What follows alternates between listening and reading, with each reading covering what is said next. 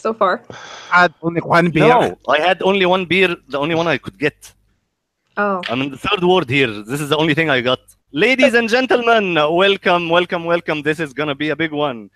Today, I have a lot of people I love. Let's start with the protector of NATO and the slayer of the Soviet Union, Obaid Omer. Hello, Obaid. Hey guys, how you doing? And then the destroyer of Islamic reform, Lalo. How are you? I'll take that. Why I'll are you take that. I don't laughing? mind. That's awesome. Yeah. True. And the apostate of both the most dangerous religion and the most stupid religion. How are you, Jen? Hi.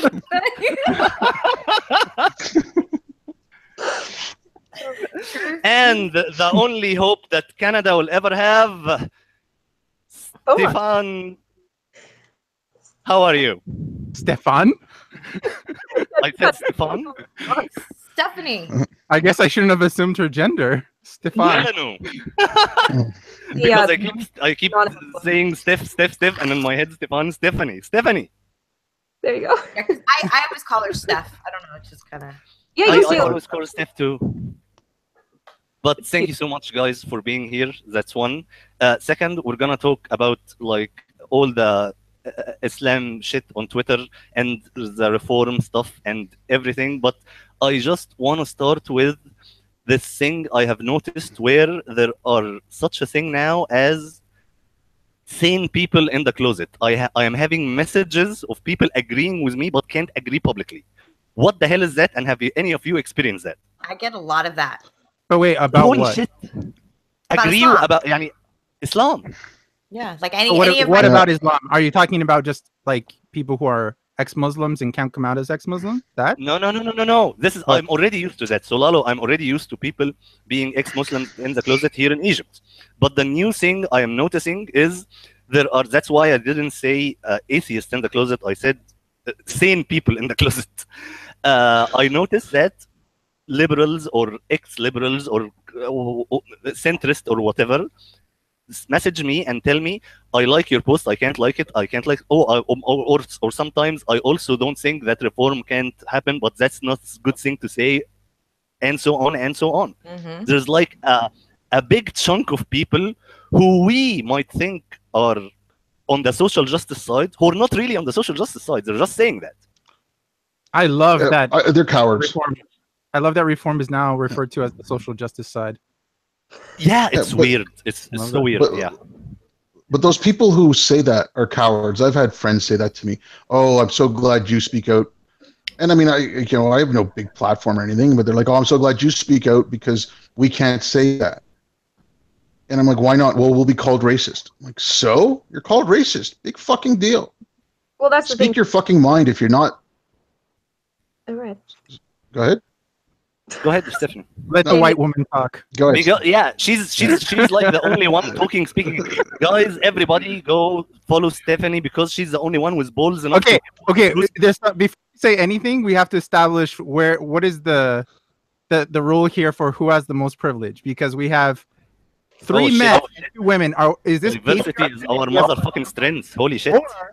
Or is it that the women are both white, therefore they're colonialists, and all the men are people of color? So what is the dynamic here? I have to know who has the dynamic here. Of course, those two will be on top. The question is between me, you, and Obaid.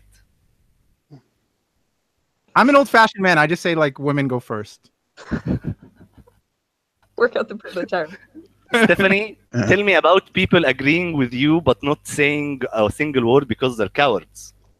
Well, I mean, I've definitely experienced this, I think, as well, because, people will, there have been 2 people that I would never have guessed that they would agree with me about Islam because they've never liked my post or said anything.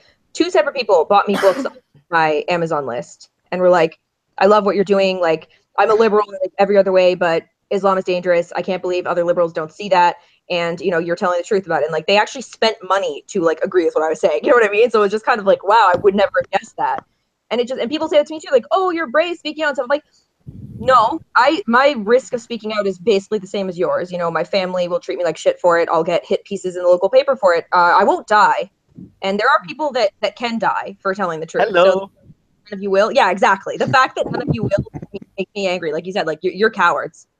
Like people Oh yeah, like they piss me off. They piss me off more than the social justice warriors themselves because I don't get the threat of being called a racist. I discussed this with Jen last time, and we figured out a point where it's actually dangerous because people are losing their jobs. So, do you think it's actually dangerous to speak out, as in like losing job, losing something relevant, not just being called a racist or on Twitter?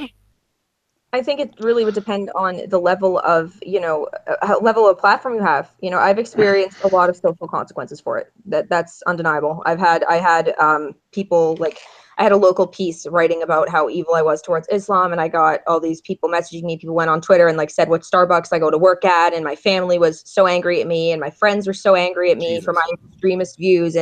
But like, the thing is, well, though, I don't know what that would mean for a job because this is my job. If I had a normal job, I don't know what would happen. So it's either people or people, like the people messaging me, maybe working for some company and just afraid to speak out because of jobs, or just because I don't want to be an asshole or undermine first world problems here. But if it's just hit pieces and people hating you, it's still nothing to me. Exactly. It's worth it. Yeah. Irrelevant. Okay. The only time I work for a government. Backed off when people said losing jobs. Okay, I work for a government, all right? And so, because I work for a government and I represent a government, I should be careful with what I say, but I don't care. Like, I badmouth the federal government, I badmouth Trudeau, I will speak my mind. If I'm going to lose my job because I speak my mind, I'll go find another one. I'm not, and I will defend anything I say. If you think I'm wrong, come at me and give me reasons aside from you're a racist. That's not a reason. But I want to speak my mind, and I think everyone should. It's just, like there was something like I noticed at the Reason rally, which was really ridiculous. All these people were like, well, Islam's not really dangerous, but you're really brave for being an ex-Muslim. Why am I brave if Islam's not dangerous? Just give me a break. Like, have some consistency, have some courage, stand up for your principles. Atheism half plus. The atheism half plus is not criticizing Islam, but trying to say, like, yeah, ex-Muslims, atheists, we're going to support you by doing really nothing. No, I agree. Exactly. It's the first world problem thing. I completely agree with you. Like, that's why I'm not going to act like I'm actually at like an actual major risk. But, like you said, I do understand in terms of some people's jobs, but I also think that if people knew enough about it, if people knew about this threat as much as we do, that I think a lot of them would take our positions and be like, oh, well, we'll take it. We're not going to get killed over this. We're just going to have social consequences and maybe lose a job or lose a whatever. Agree, but people don't know. One of the guys messaging me was not an ignorant about Islam at all. He knew everything. He knows he read Bukhari, he knew stuff, and he still can talk. It's not about like if people only knew the danger. It's weird. I don't get it. And when I first look at this issue, I thought you were the normal because okay, you're speaking your mind, but the normal, the standard is like the people I want to applaud because at least they're, you know what I mean? Because everyone else is just quiet. No, I get that. I think it's a mix though. Yeah. I get what you're saying. Even people that do know what's going on don't want to say anything. And it's like that fear of these consequences. But I do think that maybe we would see a higher percentage of people who are willing to say something if a higher percentage of people understood Islam. Like even the people I know who are like, oh, I don't like Islam. They know it on a visceral level. They see what they can see. They see that the, Muslim countries are a dumpster fire. They see terrorism. They see women. Yeah, fuck you. They see and they know the level, but most of them don't know just how bad it is in terms of doctrinal acceptance of these things as mainstream. And I hope, but also like, but in the West too, like especially like in North America, maybe not so much Europe, but I mean, they focus on terrorism. Yes, terrorism is the least part of it. I mean, it's the most violent and it's the most visceral and it's the most visually horrifying, but it's everything else. And they're like, especially in North America, it's, well, my friend Muhammad doesn't do that. And, yeah, good for your friend Muhammad. he's integrated. He's living in a freer society. He's living in an open society. He might have taken on a lot more of those values. But look at what's Yeah, but going on Obaid, in because Muslim he countries. exists, that proves that Muslims are not only moderate en masse, but there's a moderate form of Islam. Because of my neighbor that bakes really nice brownies, that's also a Muslim. Like, you don't understand. If those people exist, that means all Muslims are And the funny moderate. part is, Muhammad, my friend, exists because he moved away from Islam. That's why he's a nice guy. Yeah, And it's just, but okay, like I'll talk about this, and I mentioned this to Lalo, and I'm not going to go into too many specifics. It's just someone I know through the family. Like I said, I don't want to give too many specifics, but Don't. daughter was marrying an American guy who wasn't going to convert, and the father said on the day of the wedding, in front of me, my parents, and his wife, it's not only my right, but it's my duty as a Muslim to kill her or kill them both. And this guy, if you'd ever spoken to him, he would seem like the most moderate, nice person you could ever meet. But he said that on his daughter's wedding day. What? Like, that's insanity. That's Yeah, your moderate That's friend. beyond insanity. Now we're getting into like immoral, dangerous territory, and we need to get him arrested. Fuck criticism. Fuck Okay, the war. okay, like nothing happened, and my father just looked at him and said, "Are you insane? What are you talking about?" But it's like that's your moderate friend. That's your nice friend. Oh yeah, You really I dig don't down care to if what he's some of moderate their or not. beliefs are. I mean the level. Once we go into death threats, I look at someone as an enemy. I don't argue Yeah. anymore. The listen arguments for Allah, criticism, evolution. No. I don't deal with people with death threats. That's me too. As soon as I get a death threat, I may not take them all Done. seriously, but I'm done. Like, we're done having any kind of discussion. I'm going to contact authorities, and you can just keep the fuck away from me. Yeah. Not only as in self-defense. No, I will attack. Like this is life and death done.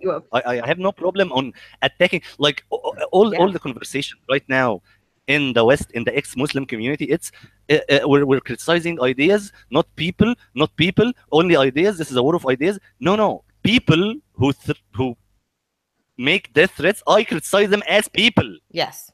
I have no problem whatsoever on fuck all jihadis. Well, as I just people.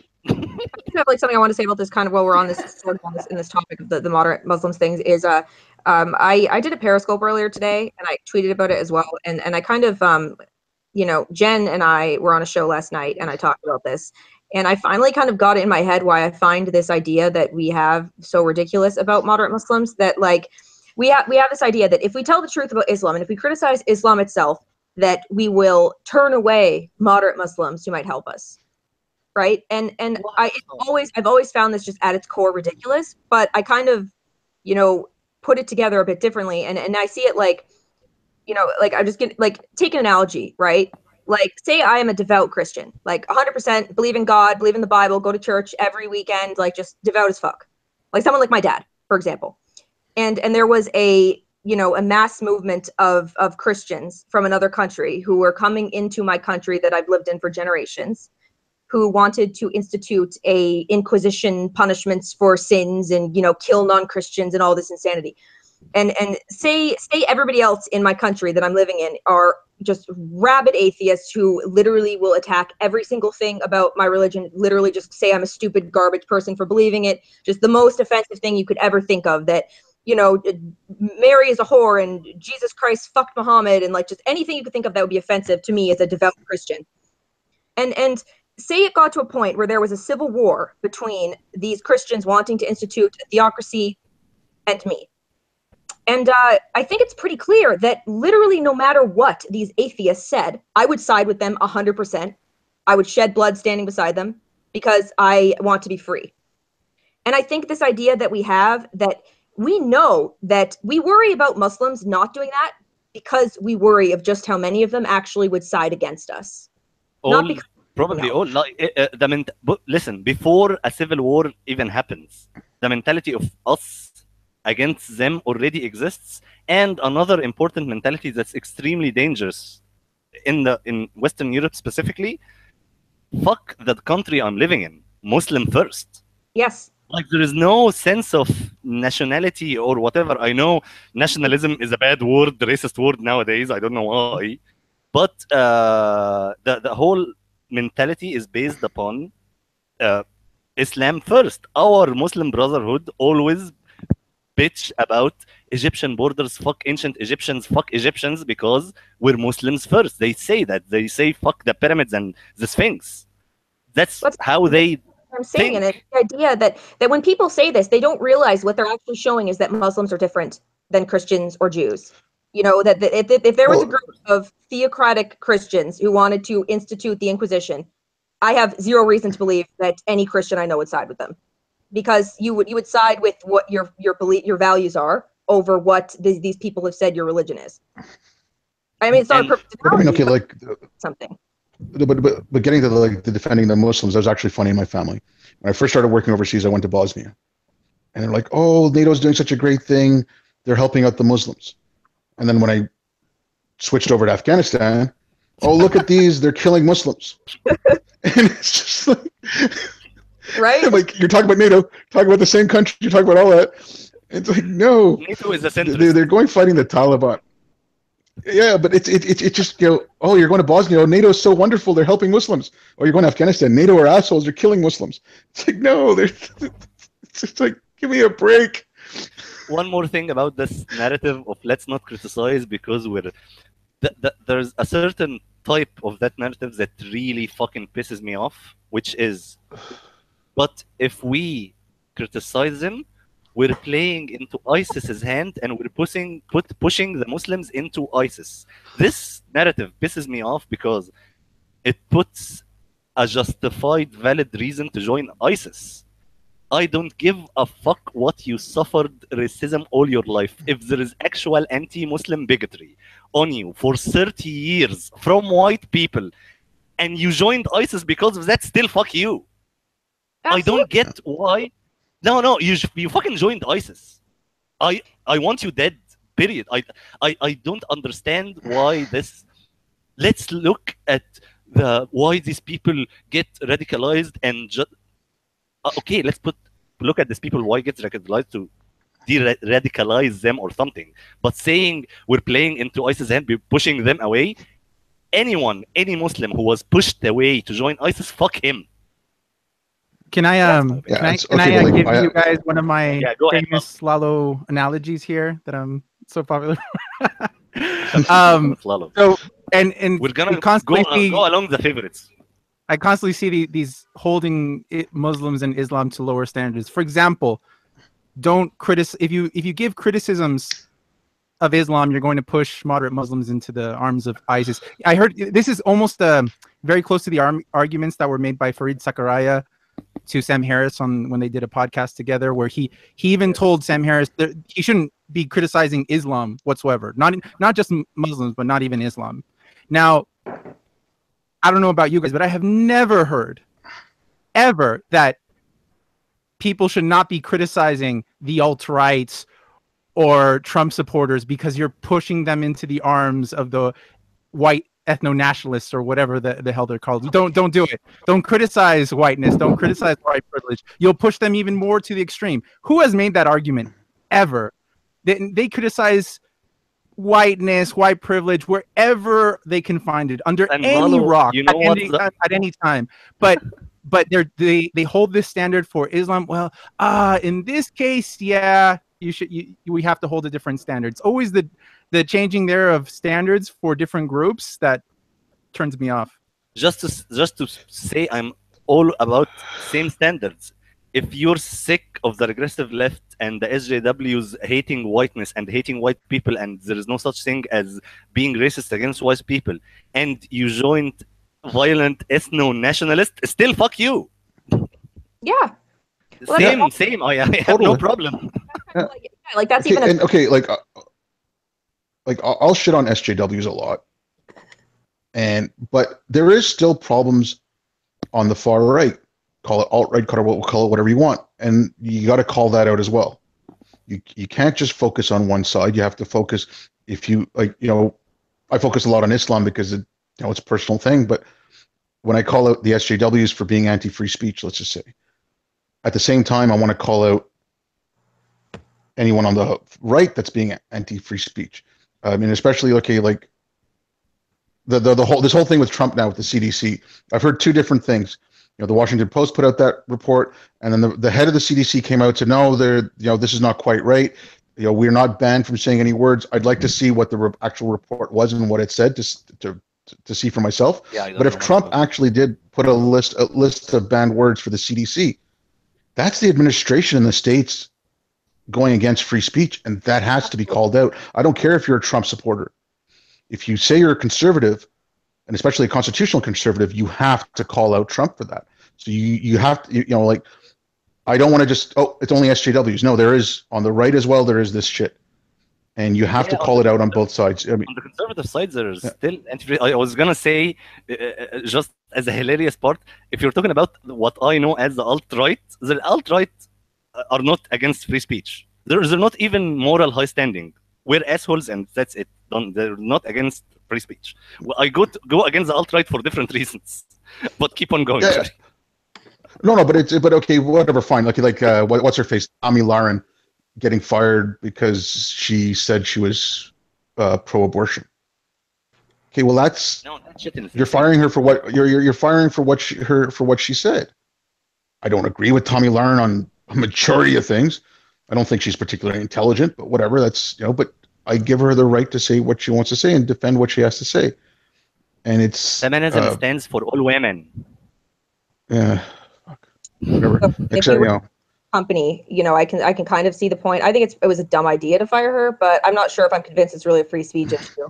That'd be like me being like, I am here, I'm Stefanie from halseynews.com, and then I went on TV and said like, fuck all Jews, bomb Israel. Like, no, like that would be a counter to my company's values. And I wouldn't, and obviously I'm not saying she said anything like that, but, and also the fact that she called pro-lifers hypocrites, which obviously would be very insulting to a lot of her audience. So I can see why her bosses were kind of pissed, but I see your point. Like, I do think you have to call these things. The only difference I would make though is with kind of calling out both sides is when it comes to Islam, because, it's not that I think we should just, let's just ignore the actual far right in Europe that are actually, want to just kick all Muslims out and, put them in camps.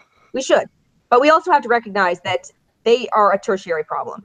This won't happen if there are problems with Islam. Nobody will have a problem with Muslims. Exactly. Here's my point. What we want to do is actually a strategy against the far right for not gaining any more power, because they will keep on going. When you said we need to call out both sides, people keep saying the alt-right as just a word or saying all Nazis, but they don't actually know them. They don't. I always brag about converting Muslims to atheists, but I grabbed a few people before joining the alt-right. They were like the pissed at SJWs, pissed at racism against white, to the point that I went to them, listen guys, I agree with you that you should stand for Western values, but that has nothing to do with ethnicity, and I grabbed them before the alt-right. So even me here are having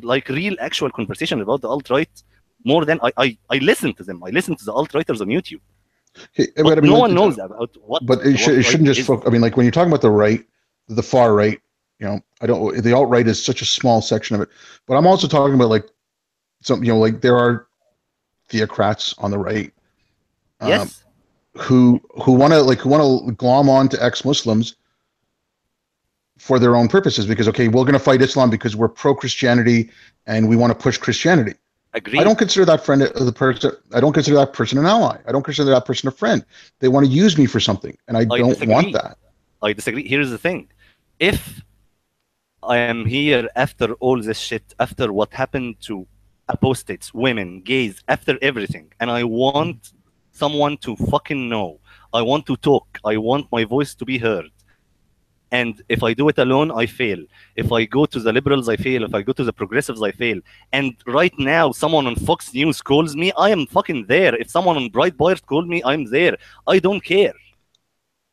Okay, well, you shouldn't get a spot on the right wing if they give you a spot. No.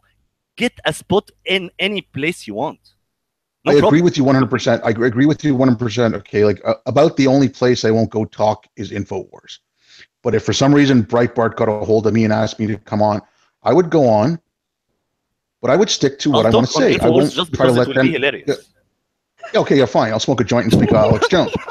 But like, I would love. Listen, guys, I'm sorry to say this. I fucking love Alex Jones. He's my entertainment. He's hilarious. He's really entertaining. Oh, yeah. He's fucking hilarious.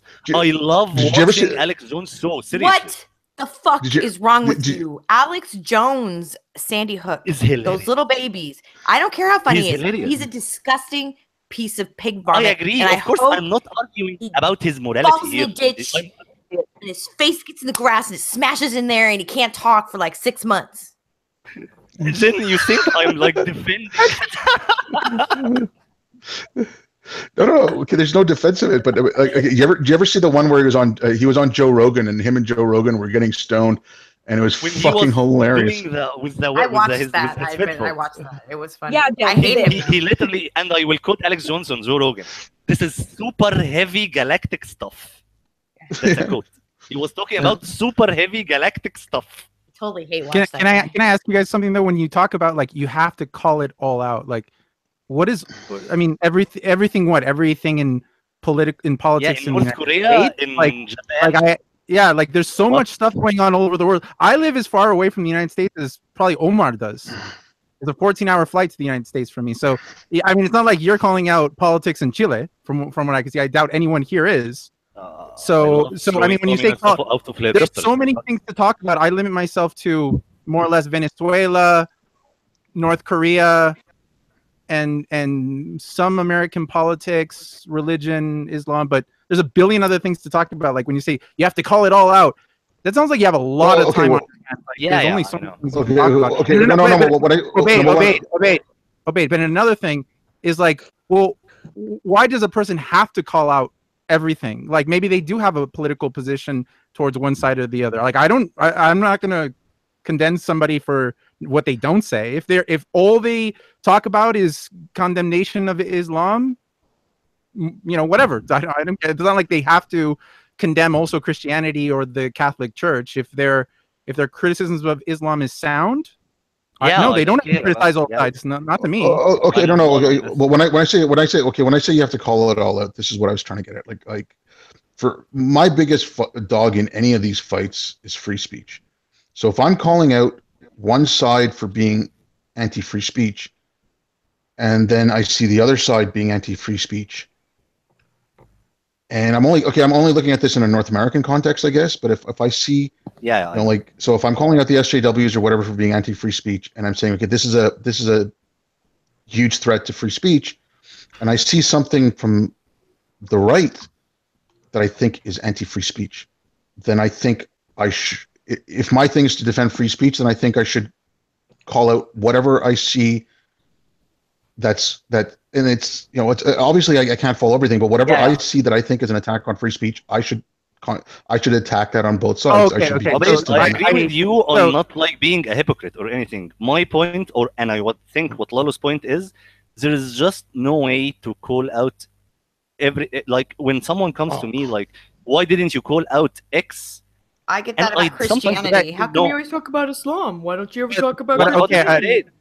Hold on. And it always goes down this way. Sometimes I'm like against that as a principle. The only things I've said that are actually like disgusting or racist or transphobic were as a reply to someone coming with moral high standing to me. Why didn't you talk about transgender bathroom? Fuck trans people. Like, you know what I mean? Like, dude, what? I'm here fighting FGM in Egypt. Arab men are so long-winded. I hear about transgender bathrooms. Like, that's my point. Blah, blah, blah. Arab men, I swear. Lalo's one of those. Blah, blah, blah, blah, blah, blah. What were you saying, Lalo? Finish your point there, Lalo. Put a Burke on her microphone. Oh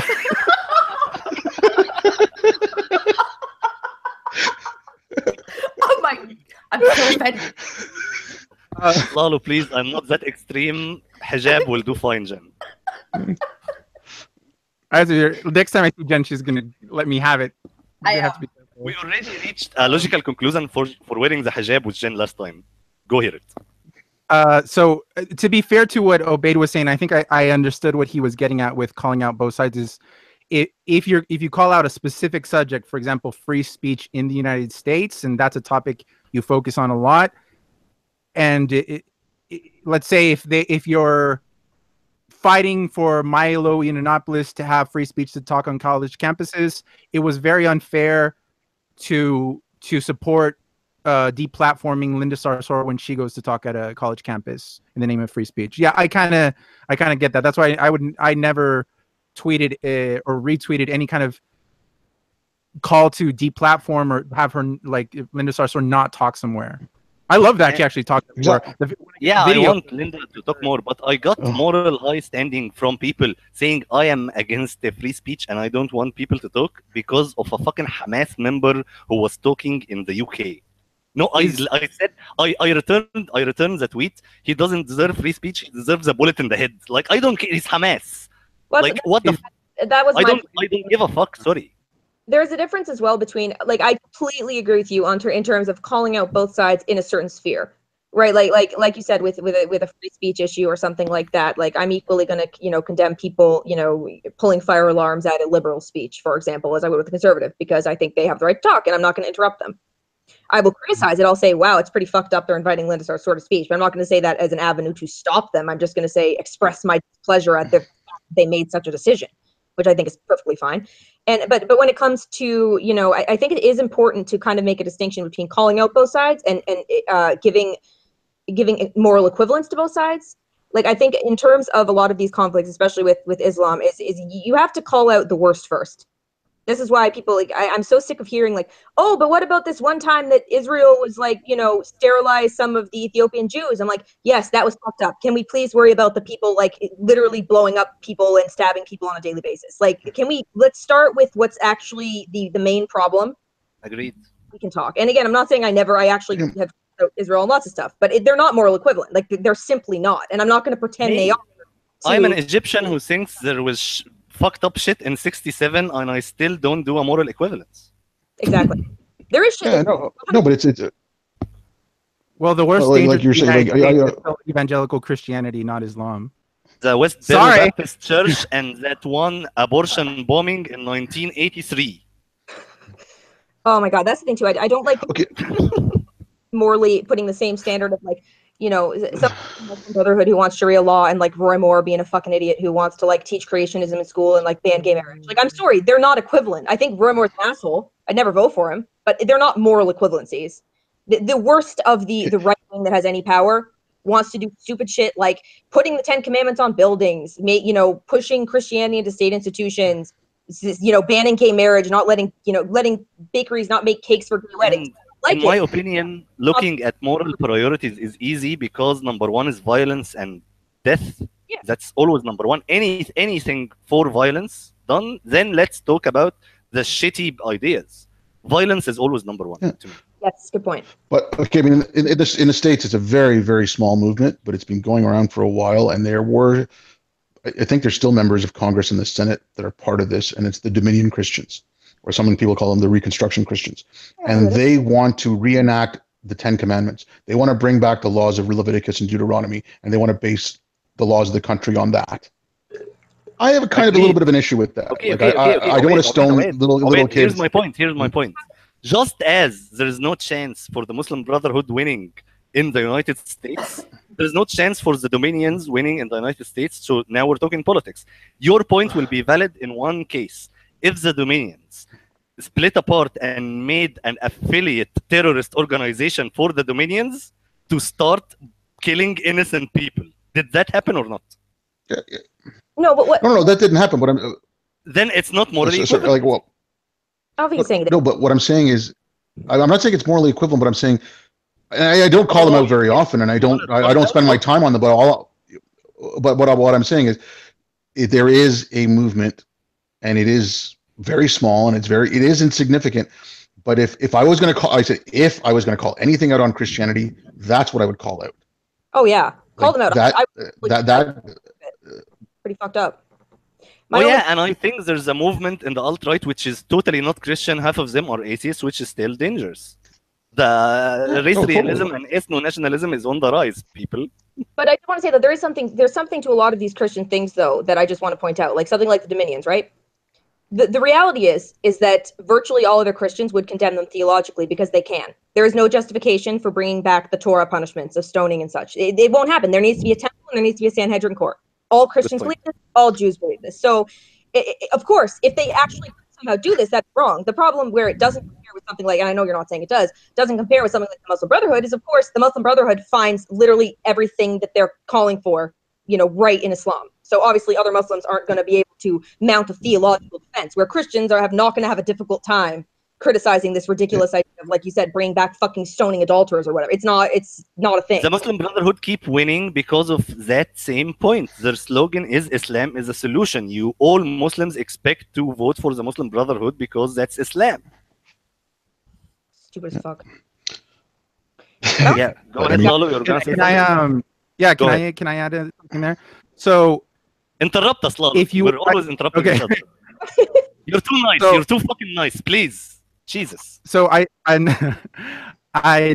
one thing is to make a moral equivalent of the ideologies between Christianity and Islam.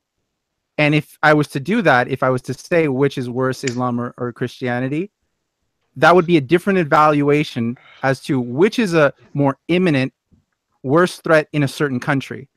Sure. I would say, for example, obviously in the country where Omer lives, obviously Islam is a worse threat.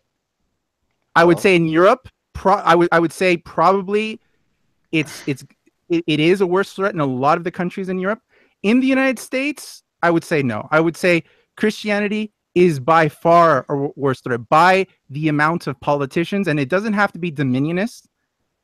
Simply Christian conservatives in that country do a lot of harm, well beyond just putting 10 commandments in front of courthouses. They would be happy to repeal the right to an abortion in the United States. A lot of them would be happy to repeal tons of gay rights and a lot of other stupid things. Creationism in classrooms, access to prophylactics and contraception, exactly. Day after pill, tons of things. Before we go now, down, on top of that, but on top of that, in the country I live, obviously it's not about Islam. I talk about it a lot because I studied international politics and I lived in many countries like Korea, so I don't focus very much on the country I live in, which is Chile. But in this country, it is a mostly Catholic country, still very under the control of the Catholic Church. And a lot of very fundamentalist Catholics and evangelicals and Opus Dei, which are fundamentalists of Catholicism. And we have only had a law of divorce. Divorce has been legal in Chile since 2005. Insane. And access to an abortion, access to sexual education, access to contraception is immensely hard. Homophobia is terrible, and it's all due to Christian belief. And I have to say, I live next to a lot of missionaries who are Jehovah's Witnesses, evangelical Christians, Mormons. The Mormons they don't even have a church. They have a compound. That's an entire block that looks like a military compound. And despite what the propaganda people see here in the United States, Christian missionaries are not running soup kitchens in other countries in Africa or South America. That's not what they do. 100% of what they do, all they do is to evangelize. That's all they do. And all they once you get in their church, it's just homophobia. It's just returning to conservative values. And a lot of that does do real harm to people, especially on the issue. 2 points, Lalo, and I'm going to interrupt you because that's what Arab do. Number one, there is no movement that's supported by mainstream media, everything that would call you out right now for criticizing Christianity. That's difference. That's number one difference. We have something called a regressive left saying criticism of Islam is nope.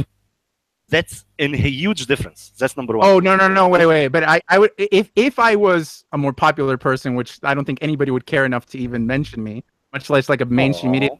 If I was, a little bit more well known, and actually people cared about what I say, definitely, if I started calling out the Catholic Church and Christianity and the conservative values I was just talking about, yes, I would definitely get heat from a lot of one question. Yeah, the heat you're getting is from Christians, right? Oh, ask Jen. When I say anything about Christianity with the following I have from people who are critical of Islam, how do they react? Yeah, I know. They come down my throat so hard. Yeah, I know. Here's the difference. They're Christians, right, Lalo? I know what point you're getting at. I know what you're going to... Have you seen non-Christians defending Christianity? Wait, what? Have I seen what? Have you seen non-Christians, atheists, or otherwise defending Christianity? Yes. Thanks to especially like people like Jordan Peterson. This whole we have to defend Judeo-Christian values, and now I see people saying like our the Western culture is based values, on not Christianity. Judeo-Christian values, which is nonsense. What to Arab? Who let the women in the room? Hey, well, my intention is not to minimize this real suffering of Christian extremists. I'm not trying to say it's just silly stuff. What I'm saying is that the likely things that these people could do in America today, obviously it's very different in a Catholic country, and I would never dispute that. But the difference is in the United States is that there is a constitutional separation of church and state, first of all. So they're limited by that. There is a constitutional right to, like I said, there is no state religion. That those are things that help a lot. And that like I said, the majority of these nut jobs like Roy Moore, they're not realistically going to be able to make divorce illegal. And I don't think there's really a big push for them to do so. And I also live in Canada, which might muddy my perspective a bit because. But Steph, I would agree with you on that. But if you think that these people even don't have that much possibility of passing laws that would be very Christian conservative, I mean, Muslims have less possibility of that in Canada. They do their own laws in their own Sharia courts. They don't care about the laws of the land, Lalo. Yes, I understand that, but there's Christians like that in the United States as well, who also have their community. And to push at the point I was getting at when I said non-Christians defending, my point is I want to be a pragmatist, not an argument of moral equivalence or anything. As a pragmatic view, Lalo, there is a shitload of people criticizing Christianity on the left and in the atheist movement, and they're doing the job well and as deserved, and they're making Christians atheists done. There is so few people criticizing Islam. Well, you don't have to tell me that, Omar. I mean, this is the reason I mostly concentrate on Islam. I know. When you and Steph focus just on Islam, I will be pro that just as a balance, at least. Wait, Omar, shush for a minute. Steph, you got to learn how to deal with Arab dudes. I'm telling you. We gotta Arabize this girl a little bit. Yeah. We gotta let her voice come out. I don't be like, shut the fuck up. Just let me talk, you stupid men. I mean, they will just keep yelling and interrupting each other and not listening. Listen. Shut up.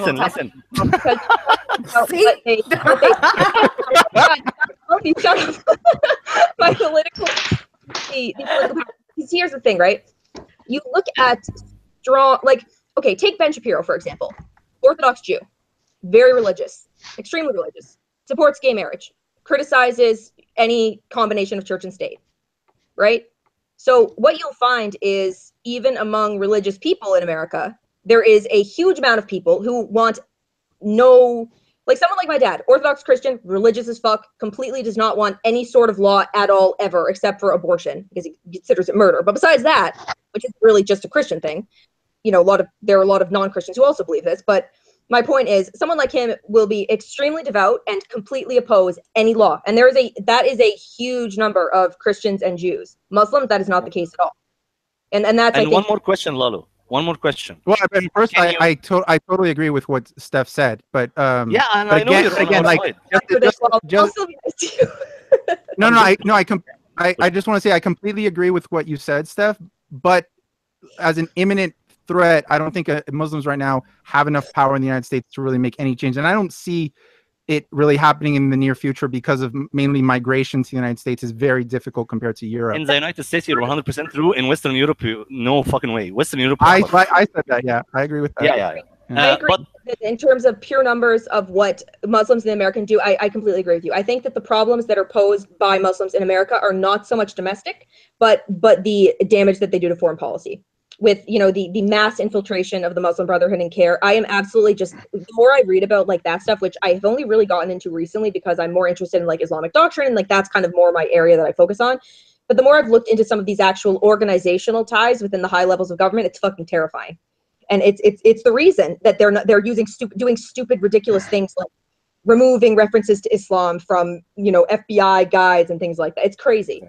And that is a threat. Even if it's not a threat domestically, it's a threat to what we do across the world, and what we will ultimately end up fostering across the world to, of course, later come to the United States, right? Look at Venezuela. Look at the Iranians coming to Venezuela. It's a lot easier to get to America from Venezuela. Maybe not this second with the whole, you know, socialist bullshit collapse.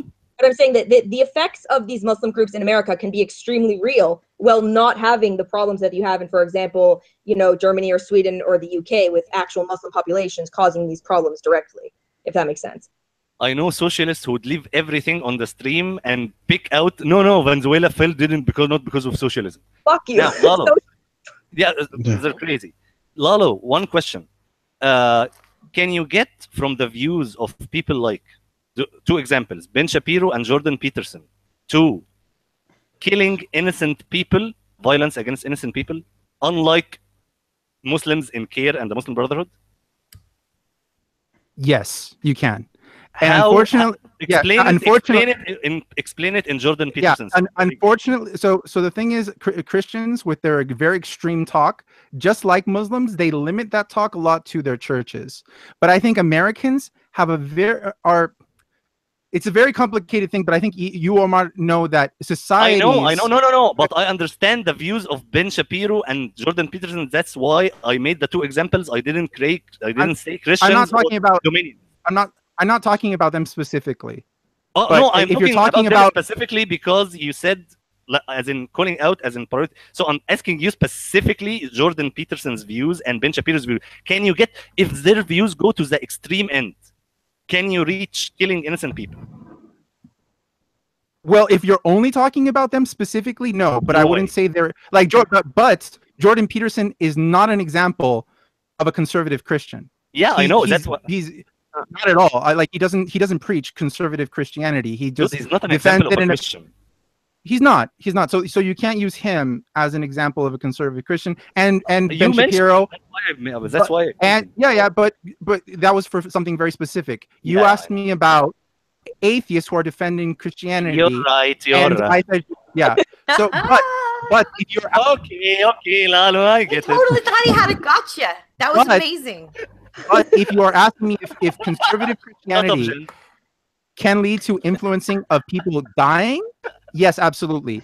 It doesn't usually lead to that within the US, but when these people preach this stuff in countries that have less education, are less developed, and have less of a civil society, like in Africa, like in Southeast Asia, like in Latin America, yes, people do die, very unfortunately. And for example, there's a big problem of homosexuals getting killed in Brazil. And throughout Central America as well.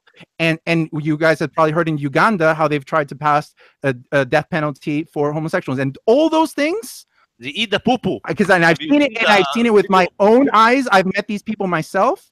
These come from conservative Christian missionaries coming from places like the United States.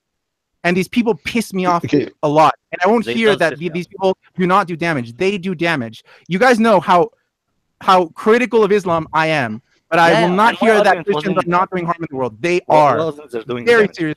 Okay. Like they're getting back to the missionary. No, I'm getting stoned. The missionary thing.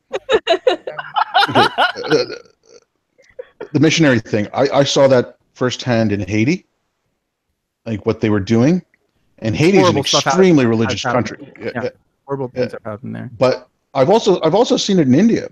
Like my dad used to talk about it, and then when I was getting, like my family has always talked politics and stuff, So like when I was in my late teens and going back to India, I would see some of these missionary schools and stuff like that, and there's people starving outside, and like, well, why aren't these Christians feeding them? And it's just like, well, because they won't convert.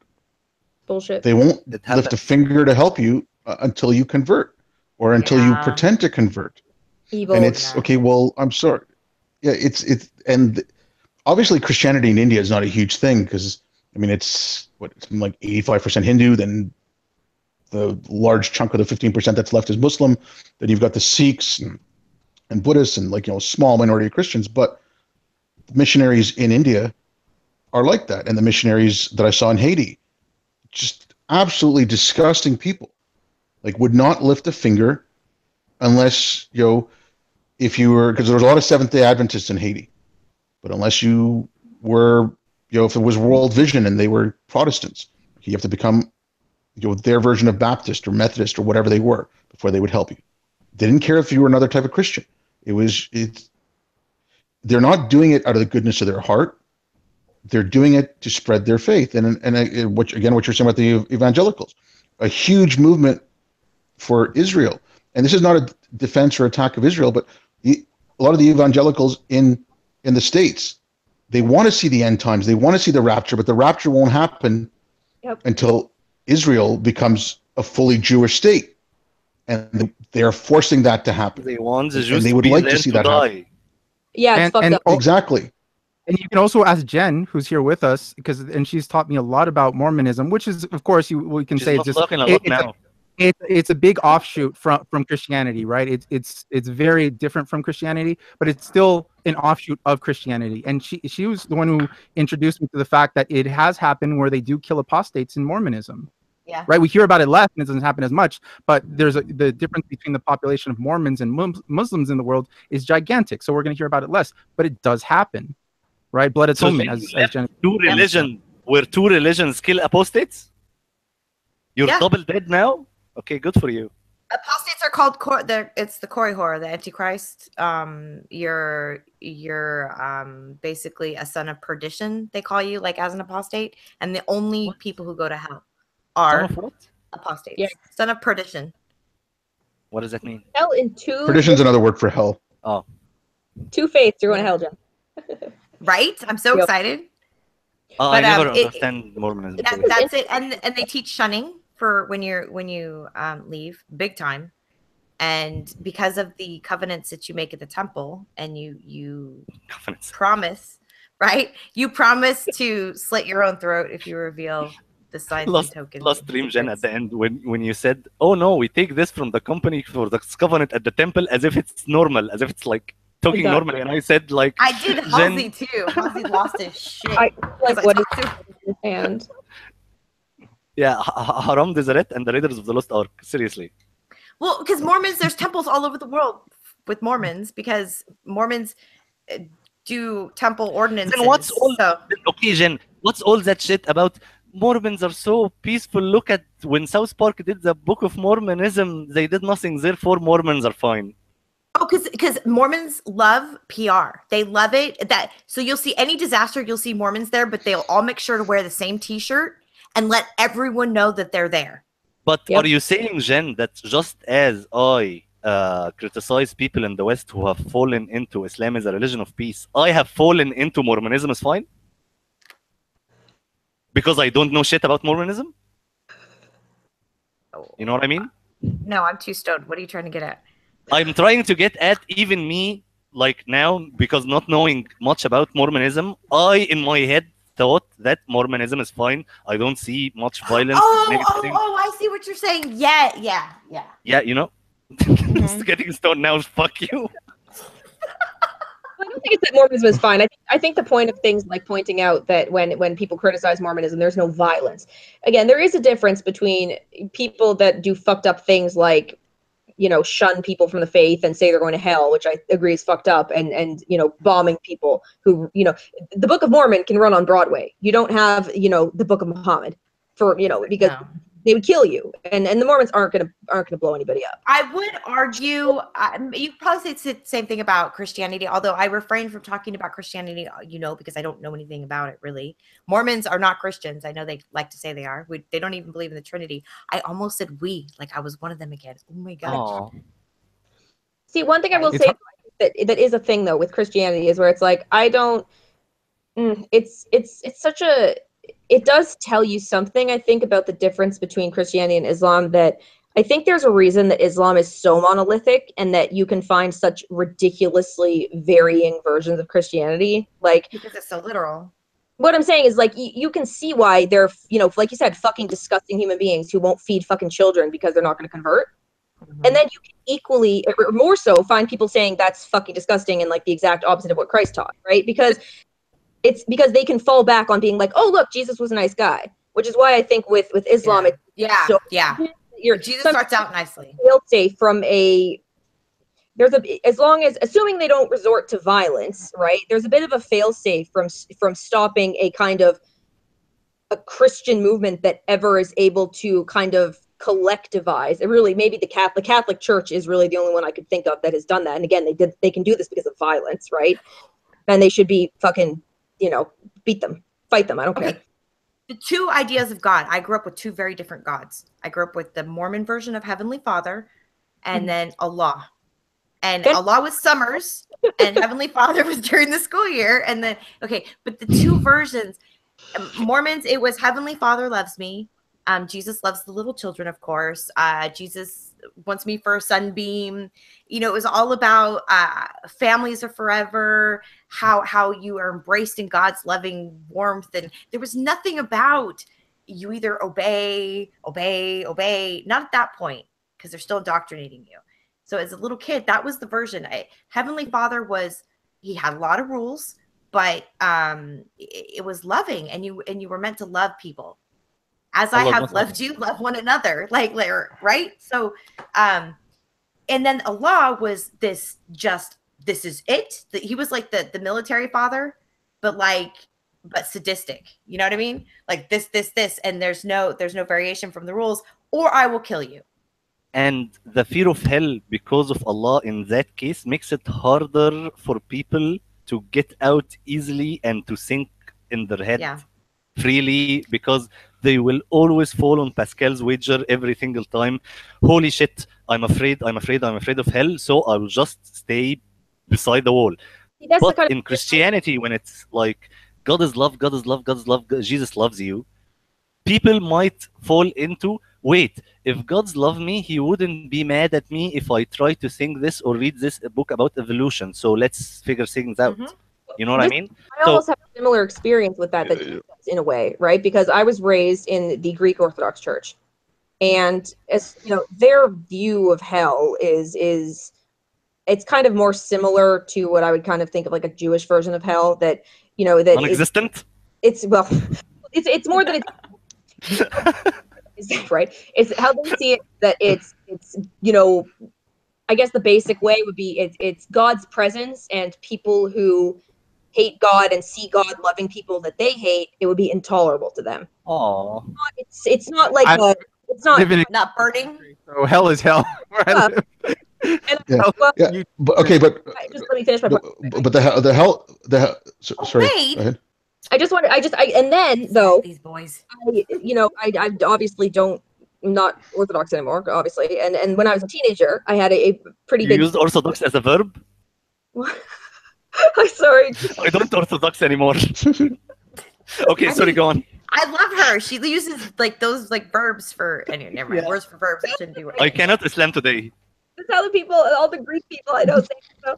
But then when I was a teenager, I was in a typical Protestant Bible-believing church. And their version of hell is, if you don't say these magic words about Jesus, you'll burn in hell for all eternity. Where Orthodox people that I grew up with, the Greek church at least, that is not really the thing. It's that it's not just faith, first of all. Like they are expected to not sin and stuff. And it's also they don't presume anybody is, going to, be in heaven or not. And it isn't strictly for Christians, right? So it was like kind of a fucked up thing. So now when I hear people talk about Christianity, it's like I almost have like the kind of fairy tale, you know, much more reasonable version I learned, even if it's just kind of what I learned from my dad. And then I have the version that I learned as a teenager, which is literally like, it doesn't matter if you are the best human being of all time and this Christian is the worst human being of all time. As long as this Christian said, I believe Jesus is my savior, and you didn't, that person's going to heaven and you're not. Right? So like that's pretty fucked up, and that's why I'm not a big fan of, you know, these Bible believing Christians, because I just find it's very, very, very, very exclusive in my experience, and very dogmatic and fear based, basically. Like, choose right or you're going to hell. I just don't get it. It's weird. See, like with the hell thing in Islam, with the hell thing in Islam, like when my mom had told me this when I was about 10 or 11, and I think it was much to her detriment, because I was like, oh great, I've got a fucking get out of jail free card. But she said, everyone's going to go to hell who isn't a Muslim, but if you're a Muslim and you go to hell, as long as you don't renounce Islam or say that, you know, Allah is not the one true God, or don't believe that Muhammad is his prophet, you know, like you will go to hell. Yeah, but you will go to hell, but you'll work off your sins, and you'll work your way through the levels of hell and have less and less punishment as it goes along, and then you'll end up in heaven. But you'll be in the lower levels of heaven. All Muslims will, but you'll still work off your sins. Yeah, unless you just, you know, you denounce Allah, or you denounce, you know, there's some cardinal sins that you can't commit. But so as soon as my mom told me that, I was like, great. Then I, you know, around the age of 12, I mean, I started young. Yeah, I went drinking. You know, I went drinking. I started eating pork. Eternity. Yeah, exactly. So I was like, huh, great. So I'll suffer for a little bit, and then so I wasn't too afraid of hell. But I mean, and I've seen it from my family, and I've seen it from, you know, other, you know, friends and family and stuff like that. It's all hell. You do that, you're going to go to hell. You lie, you're going to go to hell. You're going to burn forever. You know, when you turn into a teenager or whatever, you touch yourself, you're going to go to hell. You're going to, you know, all this fucking crap. My favorite will still fear the 10,000, the 1,000 years of hell, or even just the description of the torture and punishment in the grave in Islam. That alone can make people go to shit. Like, read about the punishment in the grave. Period. Oh yeah, I know. The snakes are going to eat your soul. You know, you're gonna be burned in hell, and your skin is going to get, you know, regenerated, so you can keep burning forever and ever and ever. And like the demons are going to sodomize you. I mean, no, it's all horrific. Don't get me wrong. I'm not saying it's a pleasant picture, but I was like, okay, well then, you know, if I've got eternity, 10,000 years is nothing. You know, like, exactly. My thoughts exactly when I was agreed. And the fear of hell, it was extreme for me just when I started doubting. Before that, I had no fear of hell because I was fucking sure 100% my eternity would be in heaven. Period. But to go back to the whole point about bringing up Christianity, I think what we are pissed off is, what about the Crusades type of arguments? Fuck you and your fucking Crusades.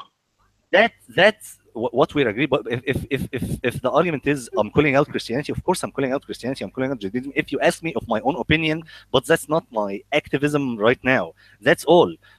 But if I mean, even here in Egypt, I go against the Coptic Christians when they do their divorce shit in the constitution. Like, they put on the laws that all Christians can divorce in Egypt. Done. They're assholes. You know, Omar, I get really pissed as well when I post something that is about Islam, say if it's about Afghanistan or Iraq and something like that, and I get somebody who says, well, what about Christianity? That bugs me. But it also really bugs me when I have these people who follow me and are happy to like, reply, retweet something like everything I say about Islam. But when the day comes that I said, hey, look at what the Pope said, or look at what these Christians did, the people who follow me will say, well, what about Islam? Dude, fuck. Oh, yeah. Right? and it's like, why would you say that to me? Right? It's like you're following a person who you know who's very critical of Islam, and still you feel the need to divert the conversation away. And it would be a good thing if they stop following you. That's why, dude, people started following me because my anti-Islam shit, and one joke against Israel or one joke against Christianity, and I get the same shit too. And they stop following me. I routinely start like talking. Really offended, or I made some joke about I think I like jokingly, I don't know, I said some like super offensive Jewish joke to Halsey, who's like my best friend, and he's Jewish, and like he's not super religious, but he's Jewish, and he like, and I made some super offensive joke, and these people are like, oh my god, like you, I'm like, it's a fucking joke, like calm down, like it's okay to make jokes, it's okay to ridicule religions, that is really the best thing you can do with any religion is to, you know, make it acceptable to say anything about it. Exactly. So I don't care. My thing with Islam and that too, though, people get that all the time. Like, oh my God, what about this? What about that? What about this? And it's like, there are times that, you know, for example, I will criticize, you know, Roy Moore's fucking disgusting comments about gay people and that, you know, all non-Christians are going to hell and, you know, just being a dick. I had tweeted things about that because I think it's fucked up to say that. But when I'm talking about Islam for 5 seconds, is there any way to defend Islam without saying, well, Christianity in X place at X time was worse than than Islam in, you know, America at this moment? Like, no. Can you defend Islam on anything? There are discussions like this with you guys where I'm like, let's talk about all religions, right? Because we're in a conversation about religion and the differences. I'm so fucking sick of having to play comparative religion about, well, look what the Torah says. And I'm like, well, that's fucking nice. Talk to me when there's a temple in a Sanhedrin court. I don't fucking care. I literally don't care because Jews aren't doing that shit right now. And when they are, it's like a bunch of, you know, it's a group of fucking insane Israelis doing it, who most Israelis and most Jews tell them to fuck off. Like, that's not the same as Islam, where it's endorsed by so many people. It's just like, can we just talk about Islam when we're talking about Islam for 5 minutes? Ever. Yeah, which is weird because the people who got pissed at me for calling out some shit of the ultra-Orthodox Jews in the West Bank, my Israeli friends were okay with it because they hate the ultra-Orthodox Jews in the West Bank too. Yes. You know, that's the insane part. I'll just add also that for all, like, as a person who posts a lot about religion, both Christianity or Islam or anything else, the worst backlash I ever got was when I said something negative about vegans. Like, I never said anything. So bad. That happened like a year ago or more, maybe 2 years ago. By and the I way, never said anything about vegans again because it was just, like the backlash was like I'm like, where are the Muslims? I want to go back to these nice. I know. I wrote an article about how I don't believe animals should have rights. That was a fun day on Twitter because my article is basically that the idea of giving animals rights actually ensures that they won't have any, because when you say animals are just like people, you remove the moral responsibility of human beings with greater animals to protect animals. So I think giving animals explicit rights is a bad thing. I mean, this could be a whole other discussion, but basically that was my point. And it wasn't to say to be cruel to animals. It was the complete opposite. It was saying my entire point is that humans are not animals. Therefore, we have a moral responsibility not to like go cut tigers' heads off for fun, because it's fucking wrong. And if we're equal to animals, then we can do that. There's no argument against it. But of course, the vegans interpreted this as, you want to slaughter all animals, and I just got like this like insane, like, I was like, okay, where are the Muslims at? Like, this is so ridiculous. Like the next day when I started criticizing Islam again, I got all the backlash. I like wanted to hug like the angry Muslims. Like, oh, I missed you guys. Omar, just a note from like interrupt me, I'm stopping. Omar, be quiet. One second. Okay. My only point is that this is one thing that fucking annoys me about Islam. I genuinely feel like if a time comes when more Muslims start killing dogs, that might be when people care. And that's really, really, really sad. Like, they seem to genuinely care more about animal cruelty than human cruelty. And that was gonna say jokingly about the third world here and people here. Activists here and people and my friends fucking hate animal rights activists because there are people dying in Yemen. Like, the idea when they see pictures of like the pets are getting this and that, they're like, fuck this. I'm sorry, I'm a speciesist. Humans first. Yeah. Yep. Okay, but like when you're talking about the animal thing, like the comparative morality and the moral relativism, they'll bitch at us for speaking about Islam, and it's like, oh, that's just their culture. But they're like, and then come with us, and we'll protest the Korean embassy because they eat dog. Well, that's just their fucking culture. You know, if it's, you know, well, that's just their culture. Like, no culture is better than the other. You know, like cultural relativism only works. Like, I gotta defend Koreans here. They do not eat dog. Koreans don't eat dog. Now that is it Chinese or is it who? Wait. I'll just say that's not a complete myth. There was a time they ate dog, and the dish is called boshintang, but they don't do that anymore. Like, really, really few old people in a time when there was famine in Korea that happened. And today you'll still find like a shop or two around Korea, but they don't do that really anymore. Sorry, Korea. No, but I mean whether they do it or not, or like the Hunan the festival in Hunan, China, where they eat dog for 2 weeks, whatever. But like I said, if you're going to be culturally relative, if you're going to be relativistic on this, then be consistent in your fucking outrage. But okay, if you guys really want to devolve this, if you want to devolve this for a second, because Steph, you were talking about a joke, and I've probably got the most offensive joke that this stream might get taken down off YouTube, but I actually heard Faisal tell this joke, and so if you want, I can repeat it. Yeah, but skip. Abort joke.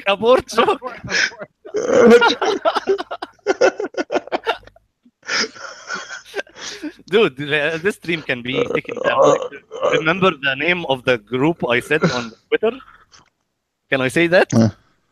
Sure, go ahead. But just before we go, guys, I was planning on asking you 10 questions that are very important about activism in the West, which I got from Everyday Feminism. Okay, I sent you a link in the. How did I not see this? In that Twitter. Oh God! Yeah. Have you seen that link? Let me go look. This is 10 things every intersectional feminist should ask on a first date. So you're on a first date. Oh God! I saw this. Did you? Okay. What's Jen should say it. She's the woman. Check the thing with. Yeah, Jen, you read it out. Jen. Where is it? I sent it on Twitter. Jen is Open it and read it, and everyone will answer. Okay. This is the first but date. while Jen's date. but, You're in love with this person, okay? Okay, but while Jen is getting it, Louder with Crowder did this on this thing on Thursday. He had Blair White on, and they answered this quiz. It's fucking hilarious. Blair would answer at least the transgender stuff. Okay. First question, Jen, go. Do you believe that Black Lives Matter? Yeah, lives matter. Yes. Next, Steph. I'd go so far as to say all lives matter. Shit, that's a dog whistle to the alt-right. Yes or no that is a poisonous answer. It's like when Muslims get angry if I ask if it's okay to kill gay people, because it's not a yes or no question. They must consult the scholars. But no, yes, Black Lives Matter. No, the hashtag Black Lives Matter movement is bullshit. Also, yeah, Jen, I think this question. No, but read the certified answer after it from the site. Okay. Okay, but the Black Lives Matter thing, I think it's a little bit of a red herring, because they put Black Lives Matter in all caps. So I think they're talking about the Black Lives Matter movement. So fuck them. Not just Black people. Well, yeah. You're all wrong. Yeah. The answer is yes. Wonderful. Let's start here. There are 3 categories that are non-negotiables for me, if you guys would understand. Understanding of race, class, and gender. Oh, an understanding of race, class, and gender, because I can't read. Not everyone understands how these 3 can be insidious, systemic, and intertwined, but anyone who doesn't take the time to learn how systemic racism works isn't going to care about how racism affects me or people who are darker skinned than I am, which is everybody. I don't want to have laborious discussions where I have to prove to someone that white privilege or non-Black privilege exists. If they're willing to learn and listen to make the space to decenter their whiteness, Lalo. If they are white, that's a good place to start. Lalo's white on the inside. Now, I would like a drink, and you could just start handing me some money. What are your thoughts on gender and sexual orientation? All people have rights. Everything is fine. What are your answers, guys? Gender and sexual orientation, whatever blows your hair back, If it works for you, exactly. Do it. Anything that happens Just between don't force it on me. adults is fine. Next, not next. My answer is that there are 2 fucking genders, and that I don't. But if people want to say their third gender, as long as they don't, force me to enshrine it in, our ID cards, I don't care. And you can be gay or straight or bi or whatever, and I support you. I think we're probably pretty close, except they're probably mad that I don't think there's genders. No, and to add to that, the only time I said fuck your pronoun or fuck your binary gender or fuck, when people came to me telling me to say this. Like, if someone comes to me Sorry, I'm busy asking me fighting to, people's right to not be killed for leaving Islam right now instead of your stupid fucking bathroom. Fuck you. thank No, you. it's literally the most non-problem. Anyway, so the first What is the justified? Okay. What is the right answer? the gender binary is a tiny box, and I wish it didn't exist, but it does. So yeah, they hate me now. I wouldn't want to be with anyone who's phobic. One out of many important elements to dismantling patriarchy is to abolish gender roles, as well as the limited understanding that we have about sexuality and gender itself. I can't imagine being with someone who's transphobic. As a feminist and woman of color, it'd be a betrayal of what I stand for. Ignoring trans misogynoir, what the fuck that is, would be to deny one of the biggest, most... Wait, what's that? What was it? What's Okay, Misogynoir is something that came out. There was a black trans feminist activist who came up with it. It's specifically the issues concerning trans women of color. I don't know, man. I can't remember all these fucking labels anymore. It's the ridiculous. sassy black woman, the hyper Jezebel, or the hypersexual Jezebel, the angry black woman, and the strong black woman. Those are the four. I just gotta say, you gringos, man, with your terms, you guys got out of control with all these crazy terms. But we, You gotta. I wanna abolish gender rules. Gringos be nuts. No, Gringos be nuts. Right?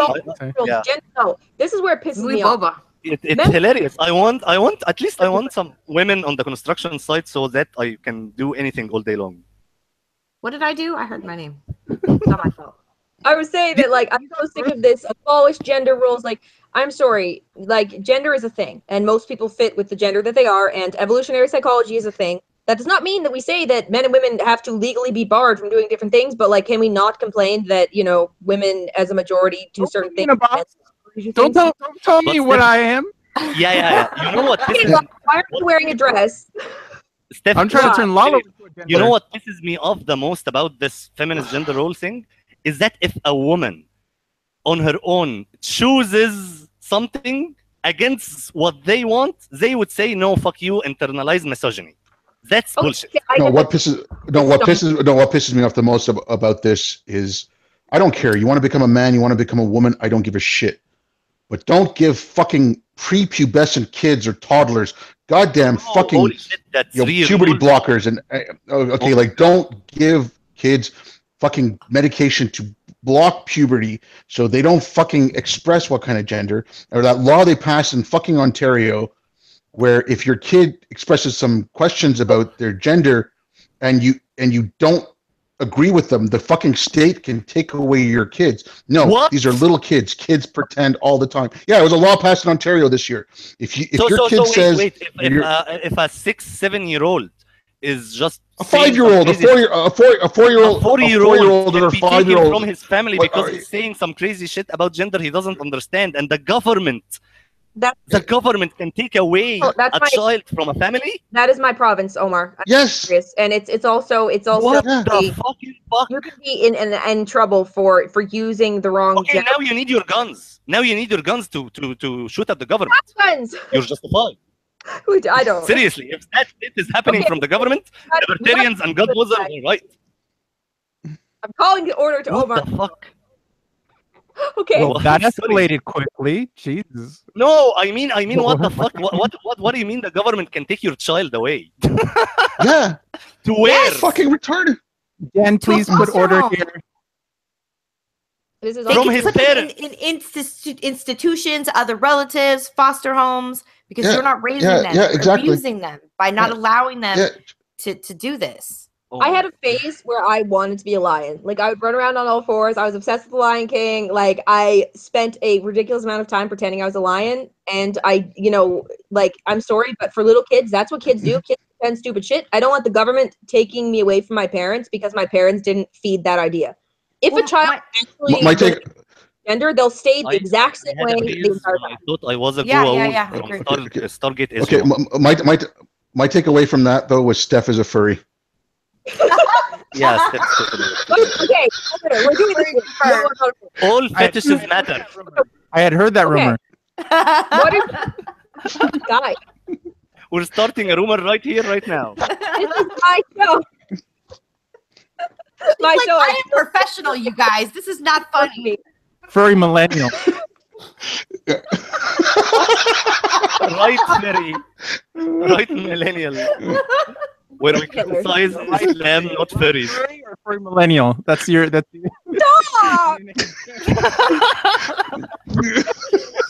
You guys are horrible. Stop it. Oh my god. So my son wanted to be a girl for years, like because he had a big sister and he wanted to wear her dresses and he wanted to be a princess. He's like, I'm the princess. I'm the girl. Call him. Yeah, he wanted to be a girl name. I don't even remember what name it was, but for a little bit, but he was a toddler and then he grew out of it. And now he laughs about it because I mock him every now and again. He's like, Mom, don't ever talk about it on the internet. I'm like, I swear, I'll never talk about it on the internet. And like, he'll brush my hair. He'll brush his hair and be like, pretty, and he'll like joke, like he'll play with my like makeup brushes on my face, or like he'll watch me do it and be like, pretty, and like he has like a doll and like he'll pretend to play house. Like that doesn't make him a fucking girl. He's a child who likes to play. And I thought feminists were abolishing gender roles. Let him play with a doll. What the fuck? Right?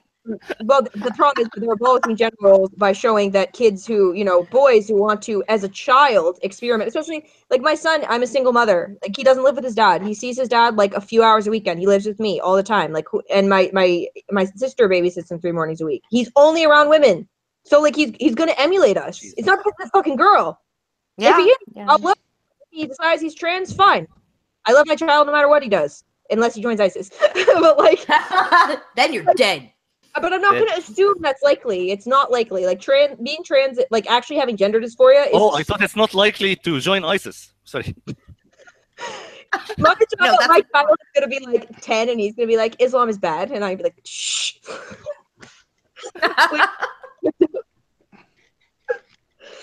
He's gonna know by osmosis. Hearing me talk all the time. Out of all the things I see in the West is like, oh yeah, that's not a big deal. That children transgender shit is really pissing me off when I see stuff like the 3-year-old with the fight with Owen Benjamin with Joe Rogan pissed me off, and other stuff pissed me off, to the point that, Lalo, remember when you tweeted about that blind white woman?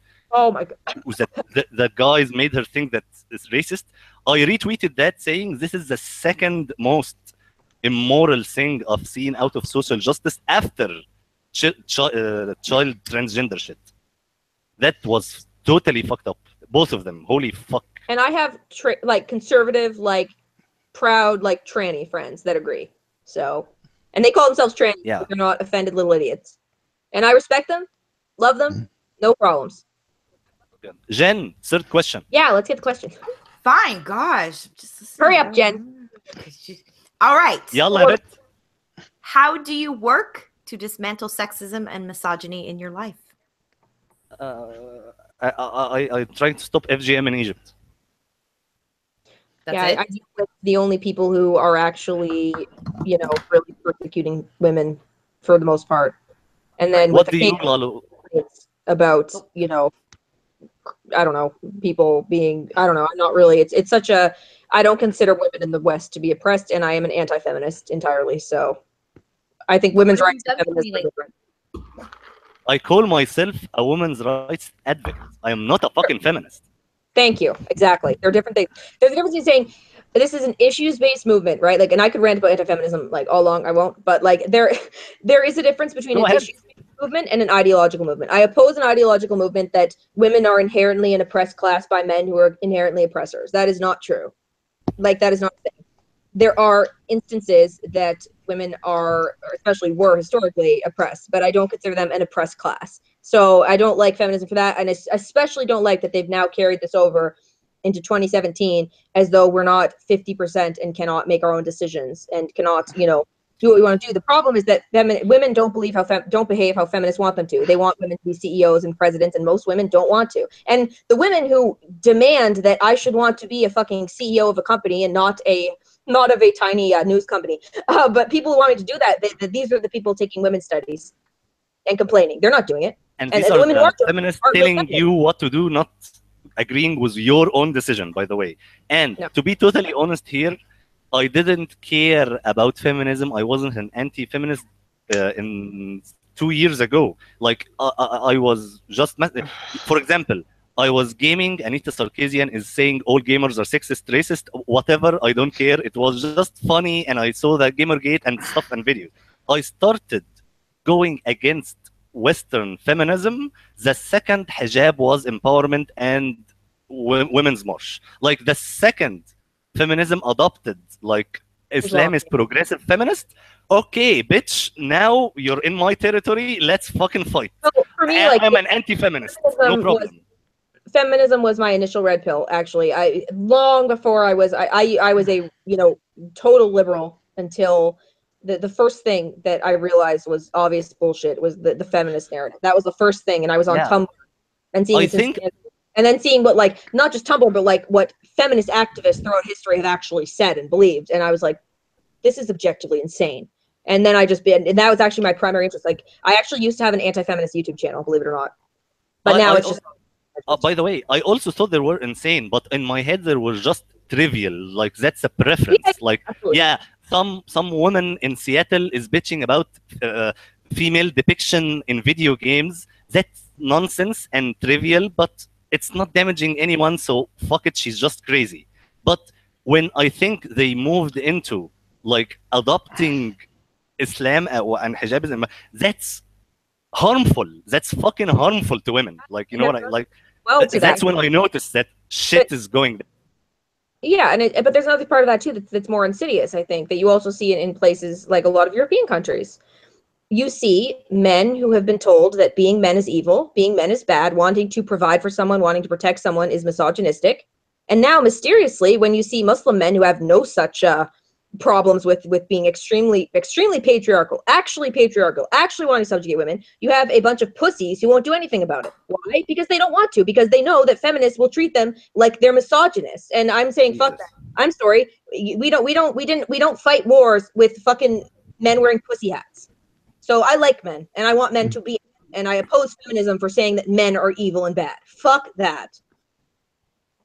I mean, can't you just agree that everyone should be equal in the law? And when someone doesn't treat you equally, and again, like the equal thing, but like when someone shouldn't stop you from getting a job because you're a man or a woman or whatever, but it should just be everyone's equal to the law, everyone has equal rights, and leave it at that. And actually, we should celebrate our differences. Our differences are what make us better. I mean, I don't want everyone to be this cookie cutter fucking, everyone has to be exactly like that. Like, no, there is some differences, and those differences are good.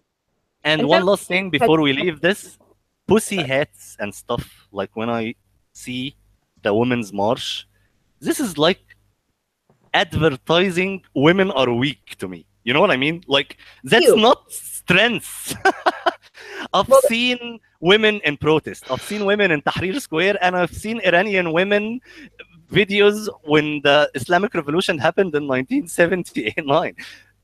The Women's March pussy hats is like feminism saying women are weak to me. What the fuck is this shit?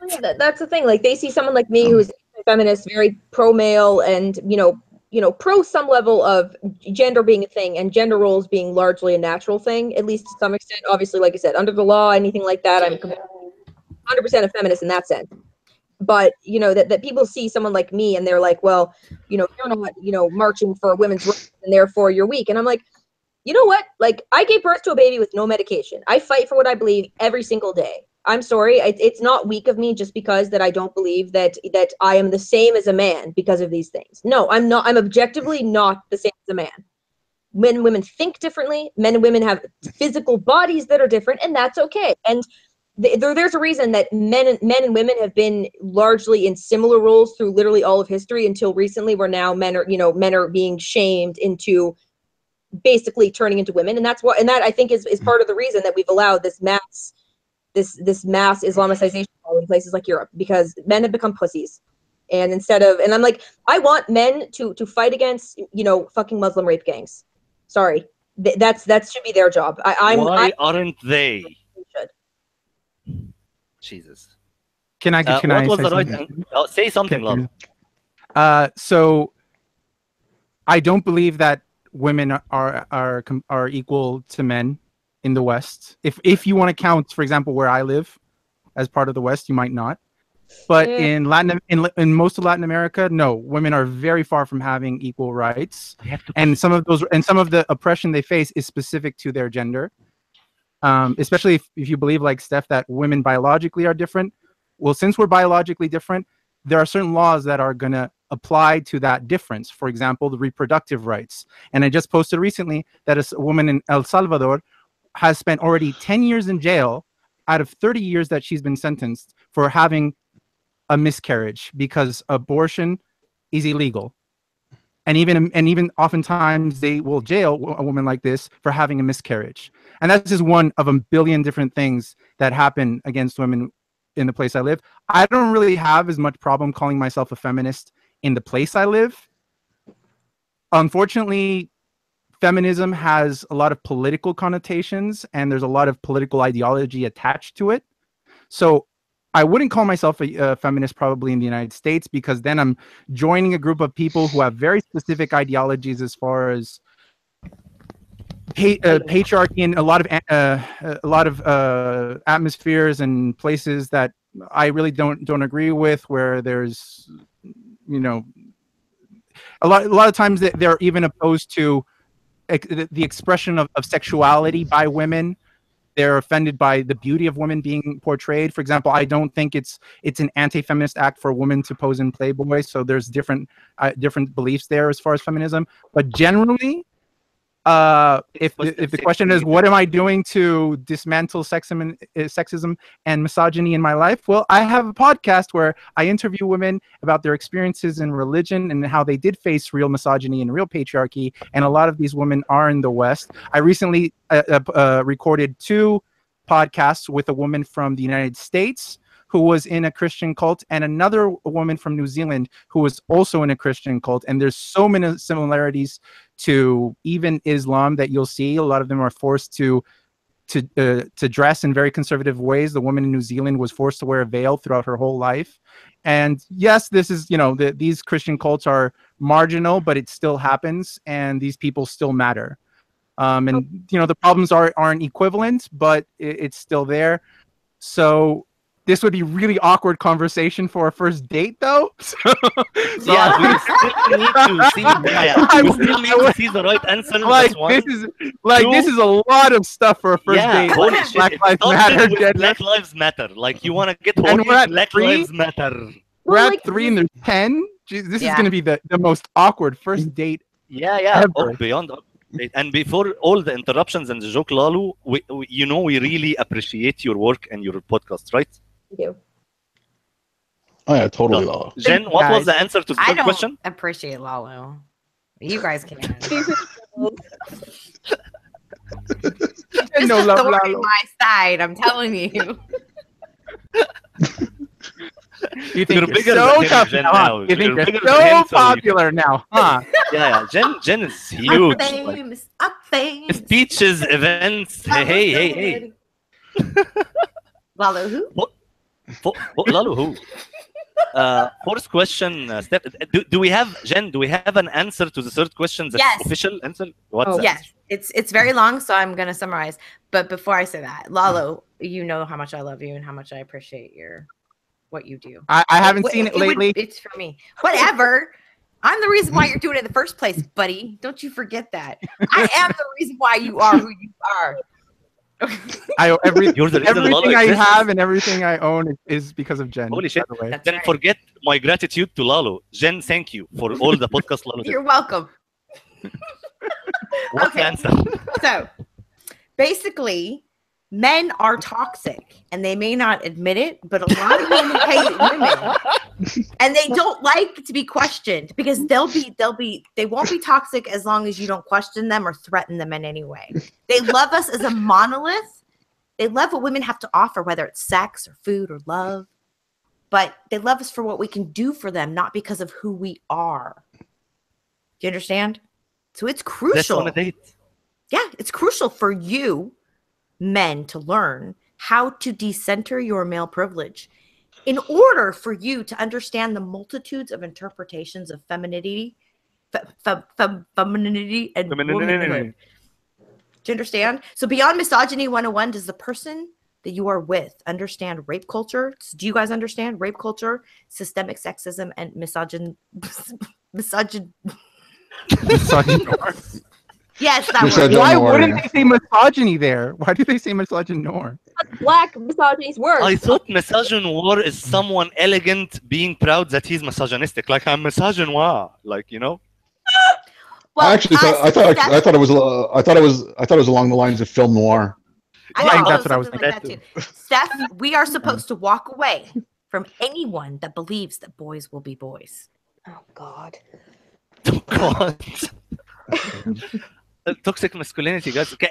Are men who are under death threats still have male privilege also? No. Still? Like they're... Yes. Okay, yes, good. Of course. Yes? Shit. Even men getting, killed in, men doing the most dangerous jobs and, they're never actually, in any way inferior to women in any situation because... Hey, I'm doing dangerous jobs in construction sites and I have death threats, both. When? Exactly. Crimea River. Like a woman like me who is extremely privileged is still inherently less, like I'm lower on the privilege tower than you because you're a man, even though your life is objectively in every single way possible harder than mine. I'm glad feminists are saying women are less. I'm drinking out of male tears cup right now, by the way. Yes. Giant, right? Okay. Oh, Steph, first question. The one after this one. Okay. What are your thoughts on sex work? Anything consensual. Go ahead. I love horror. I love. What? Almost like, yeah, sex is great. Yep.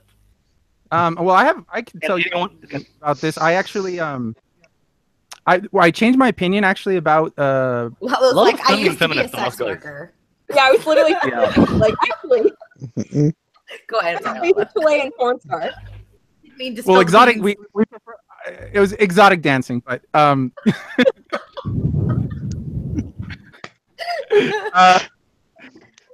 so when I moved to Korea in the year 2006, they had just made prostitution illegal only 2 years before, I think, and before that it was legal.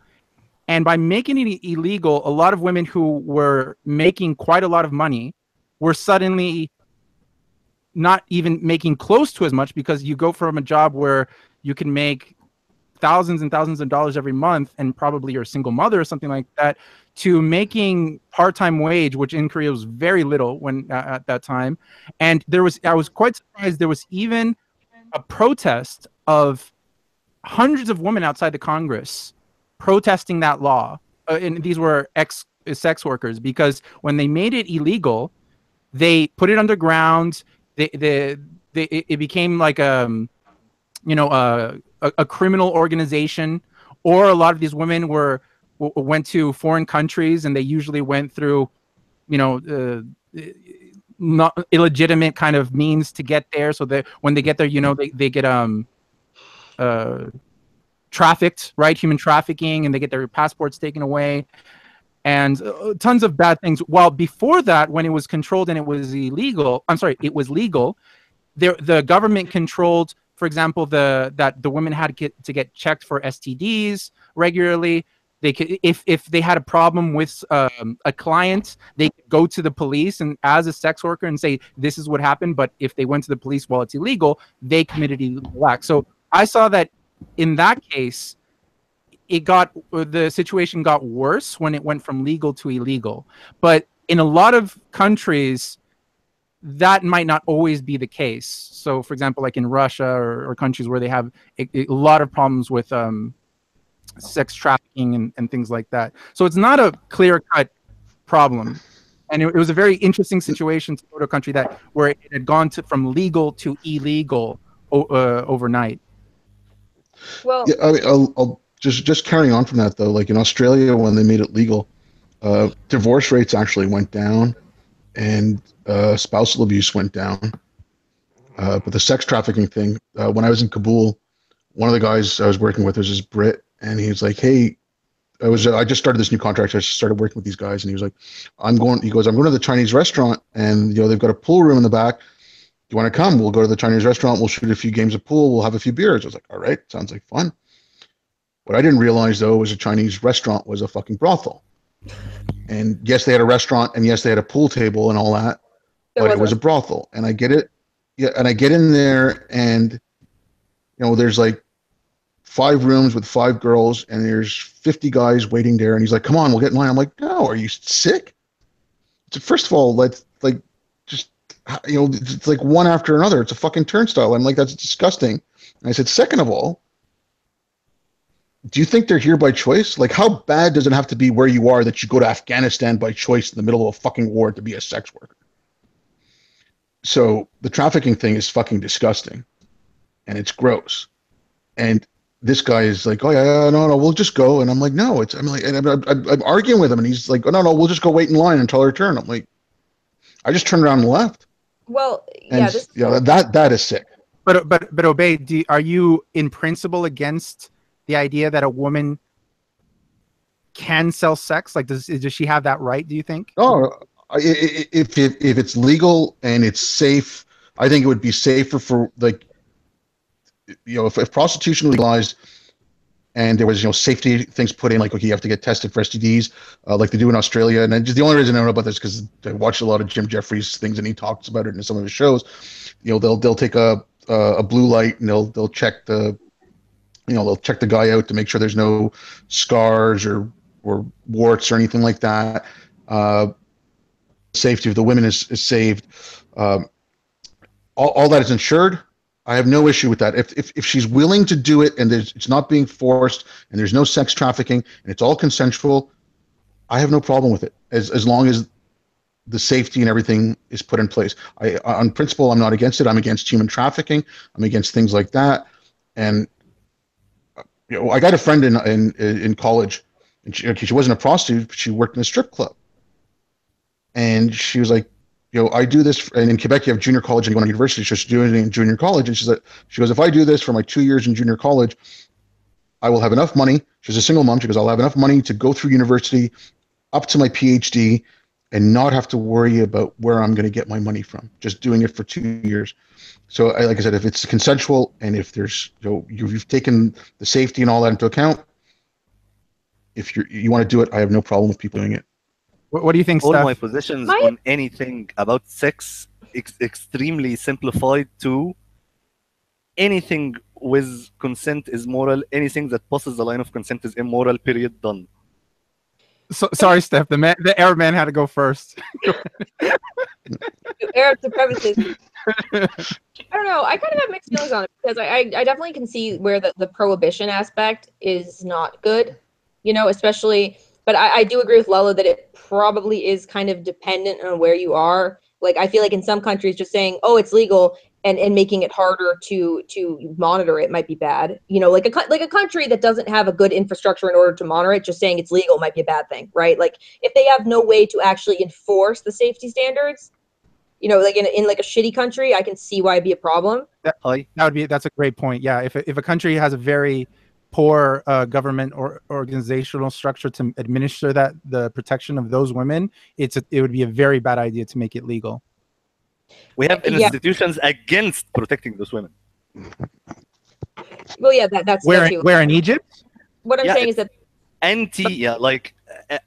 there's such a thing as, it's a long story, but to make it short, it's if it was found out that you have an STD before marriage, it's a problem. Not let's treat this woman. Well, I mean, like, again, I think this is kind of one of those issues where, my views on it are kind of different depending on what you think legally about it and what you think morally about it, right? Like, legally speaking, I think that if it's able to be, I don't think prohibition would really be productive to preserving women's health and freedom to consent to those decisions, right? So in a country like America, I can see a strong argument for legalizing it because they could enforce these things to keep women safe and to protect them from sex trafficking, things like that. That said, I guess my personal thing is the reality I look at is if I had a daughter, I do not want her to be a sex worker, and maybe that's just my own bias. I would prefer her to do something else instead of using her body. And what Obaid brought up, it's not that I'm trying to, and this might sound like a dick thing to say, but I'm not trying to look down on somebody for wanting to, I don't want to pay this ridiculous amount for college, and I'm going to do something for, like you said, make a sacrifice for a couple years, even if it's something that's not the best job ever, to make a ton of money.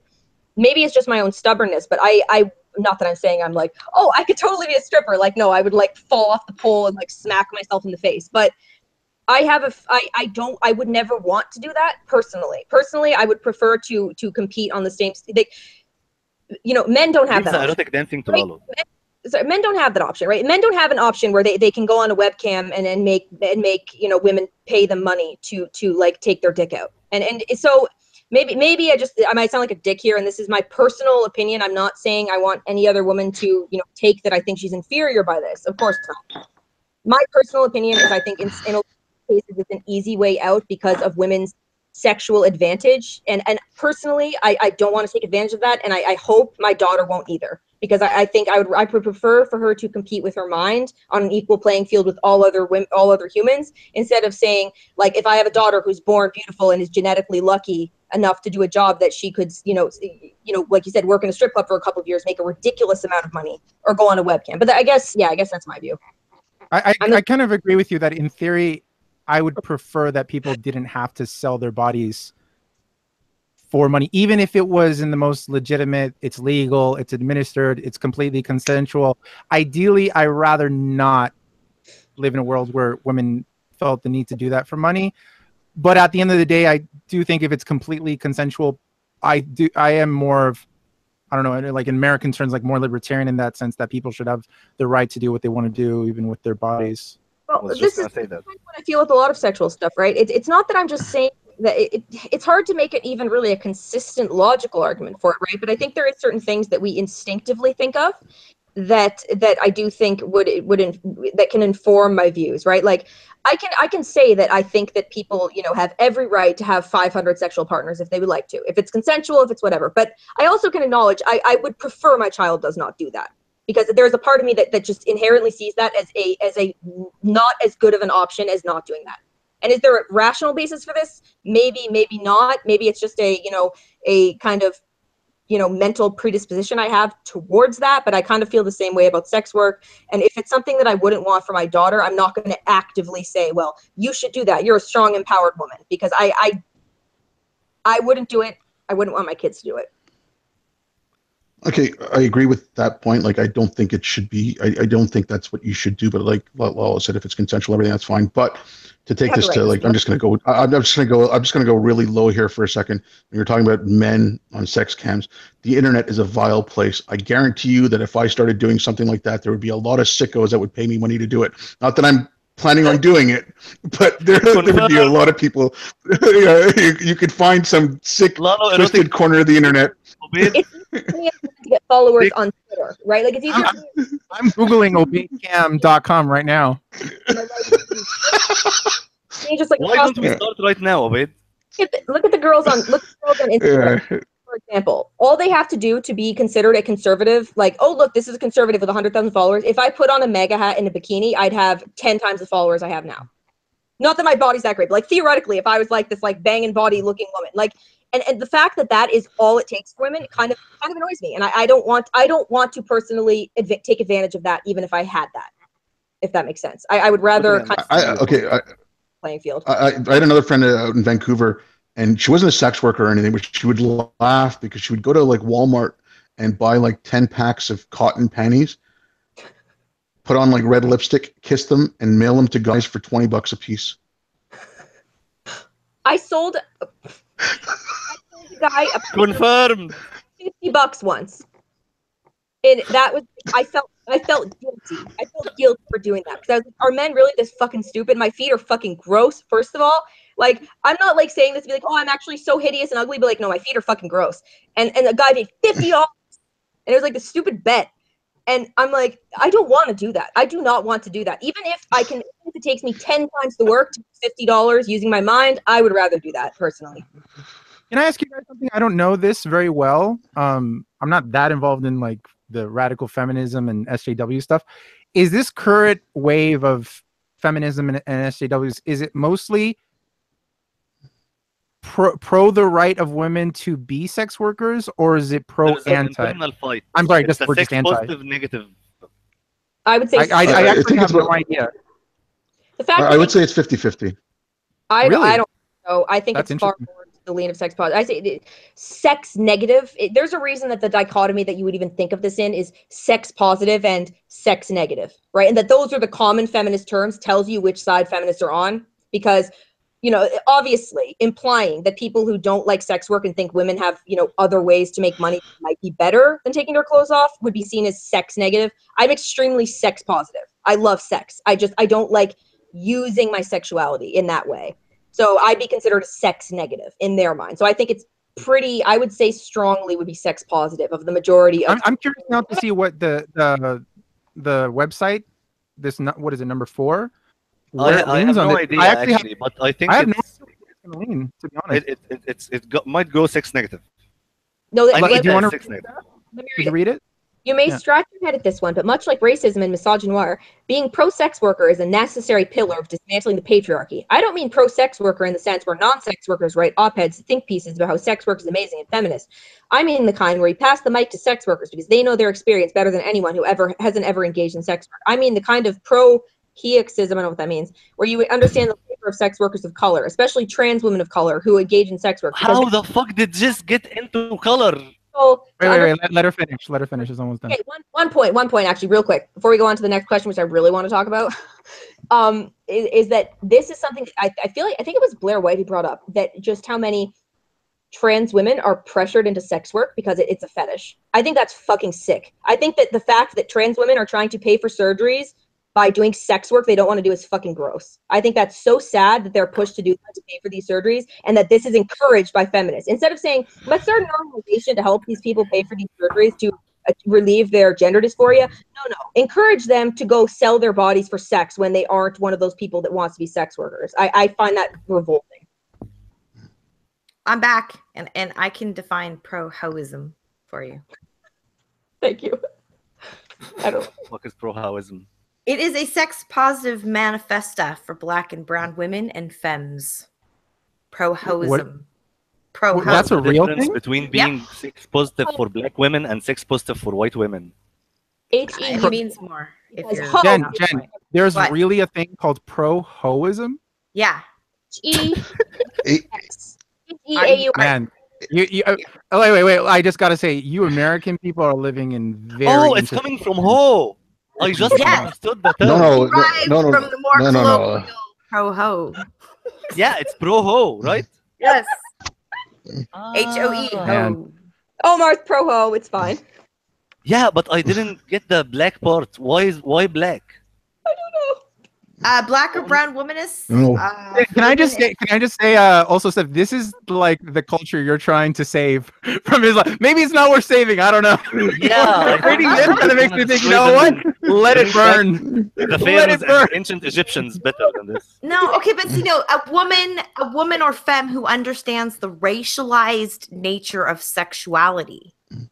The There's a racialized nature. racialized nature to Yes, sexuality? duh. Man. I thought it was just like. I don't know why you guys. And are by so the way, racist. Lalo, by the way, you asked about the sex positive, sex negative, how percent. There is prominent feminists which are like the famous names who are extremely sex negative. Anita sided with Islam because Anita Sarkeesian is sex negative. Anita Sarkeesian's, if there is butts and tits in games, that's objectifying women. That's wrong. Women should not show butts and ass. Therefore, Don't say she's pro- anything wrong. Don't say anything bad about Anita. I love Anita. She's great. Lalo's got a I'm crush not- on it.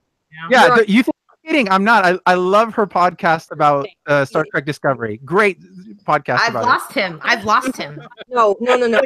Sorry. it. You guys think I'm kidding? I'm not. I listen to the podcast. She does a recap of Star Trek Discovery every week after every episode, and it is a great podcast. She's the one who said Islamophobia is racism. Come on, Lalo. Just in principle. No, well, I don't like that she says the other stuff, but I Listen, do like that. I know what you're Steph, like. when it comes The to his thing little Lalo, there is no discrimination. Like, he doesn't give a shit.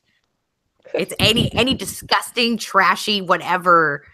He no discrimination there. Lalo's equal opportunity. I'm colorblind there. Anything else, right? Right. No, like I don't understand. He gets that's crushed. also that publicity. I'll That's- send Lalo a video of Anita. Positive He will sex change his mind. Anita Sarkeesian, though, because you can say she's sex negative, but you can equally look at other things she said and say she's sex positive. The thing with most sex positive feminists is they're only sex positive insofar as everything about women's sexuality needs to be 100% controlled by women. She would defend a woman's right to, she would say, of course a woman should be able to be a sex worker, of course a woman should be able to stand naked in the street, but the second a man looks at her, that's bad. That's the thing. I wouldn't really call her sex negative. I would say these feminists are they do not understand the incoherence of their belief system. I would still say, pro-sex work does seem to still be the prevailing narrative, and pro-sex work, of course, is just pro-sex. Because the terminology itself implies that people who are not necessarily pro-sex work are anti-sex, which is really fucking stupid. That's not a thing. Okay, my 50-50 wasn't about sex work. My 50-50 was that about Shut Anita up, we're still was... arguing. No, but sex positive refers. No, but the term sex positive feminism generally refers. Omar, to, let the one argue. God. I'm sorry. Jeez. Okay. Stop mansplaining. Yeah, don't tell me how to feminism. I feminism better than you. I completely get what you're saying in terms of. I'm just saying, like, it depends how you define sex positive and sex negatives. And in mainstream feminist discourse, there is a distinction, and they usually are referring to things like sex work. Saying like the thing with people like Anita is that she is extremely, like you said, she's very against anything that would show like a cartoon. I was gonna say it in a different way. I was gonna say Anita is against objectifying and.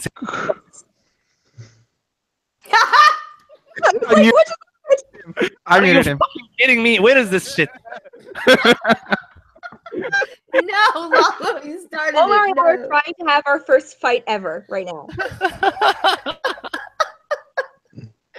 Love you, Steph. Love you too. Fuck you, Lalo. Okay, can we do the next question? I really want to talk about the next question. Yeah. Fine. What's the next Are- one? Are you a supporter of the BDS movement? BDSM? oh my God, they went there. No, BDS. Wait.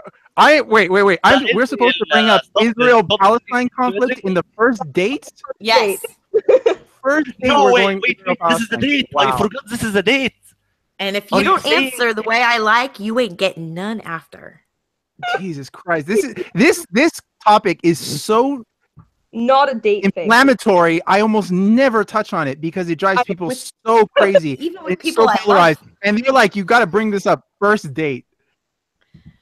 You know what? It would be an amazing experiment to actually go through this full list on a first date. And Do see it, what Lalo. happens. Do it. This is why feminists die alone with cats. This shit is why. I would never ever. Like how many feminists actually like? Because I know tons of feminists and I love them, but they're pretty like normal women. They're like they don't, they see some This is things like that aren't Tumblr right. feminists. I don't think most people that are like, I'm a feminist, are not going to do this shit because they know it's crazy. They know it's insane. They know that if you ask a man what they think of do they want to boycott, divest, and sanction Israel on a first date? They'd be like, huh? Like a normal man. Like, what the fuck? I still can't But believe I think it's because like right now, the people we see on the internet are the people who get the news and they say the most extreme things. But most people are not that extreme. I mean, if there's a reasonable feminist on the internet, what he's trying to say is that the most prominent feminists are the ones who are this fucking crazy. But normal feminists, as your usual normal feminists, are feminists are- yeah, they're just Yeah, I can totally get behind stuff that they say. How do I fix this? You guys are awful. How do I fix this? They have to unmute themselves. I just want to do it like a split second. It wouldn't let me change it. one serious point though. One serious point I blame the normal sane feminists for. Why aren't they calling out the crazy feminists? But they are, and they're getting shut down. I want to talk It's about the BDS, same thing. Like, please. All I'm yeah, talking about- fine, we could talk about that, but I mean, like, okay, Come in my clutches. the BDS. Come on. Draw into my bullshit. The fetish are furries and Israel. I kind of have an image right now in my head of like in a dance club, like kind of grinding on a girl and talking about the BDS movement while like really heavy dancing there. Like, so where are you from? What state are you from? It's like, yeah, do you support the defunding of Israel? Where exactly should the settlement stop? Should the Golan return to Syria or not? What about the Camp David Accords? So high. Yes. You have beautiful eyes. What do you think about the Camp David? Benjamin, Bibi. Let's talk apartheid. Oh yeah, they always say it's apartheid, right? Have they read the history of South Africa? No, they've read the history of nothing. BDS is filth. I do not support BDS at all. I think it is literally one of the most bullshit things I've ever heard in my life. The fact that there is no BDS against anyone else is insane. The fact, like, I literally see fucking Turkey sitting there, like, Cyprus. oh my God, we condemn the Israeli apartheid. Blah. I'm like, you're fucking occupying Cyprus. You have no legal claim to Cyprus. none. Fuck you. None. Zero. None at all. And, And also, Greek Cypriots are not, going up to random Turkish civilians and bombing them for Cyprus.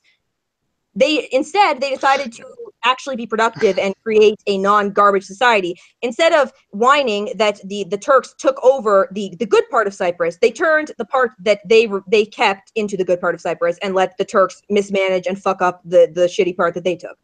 Because that's what normal human beings do. They don't, send their children to get shot by soldiers they can put on TV. Fuck BDS. Okay. I'll listen to your video.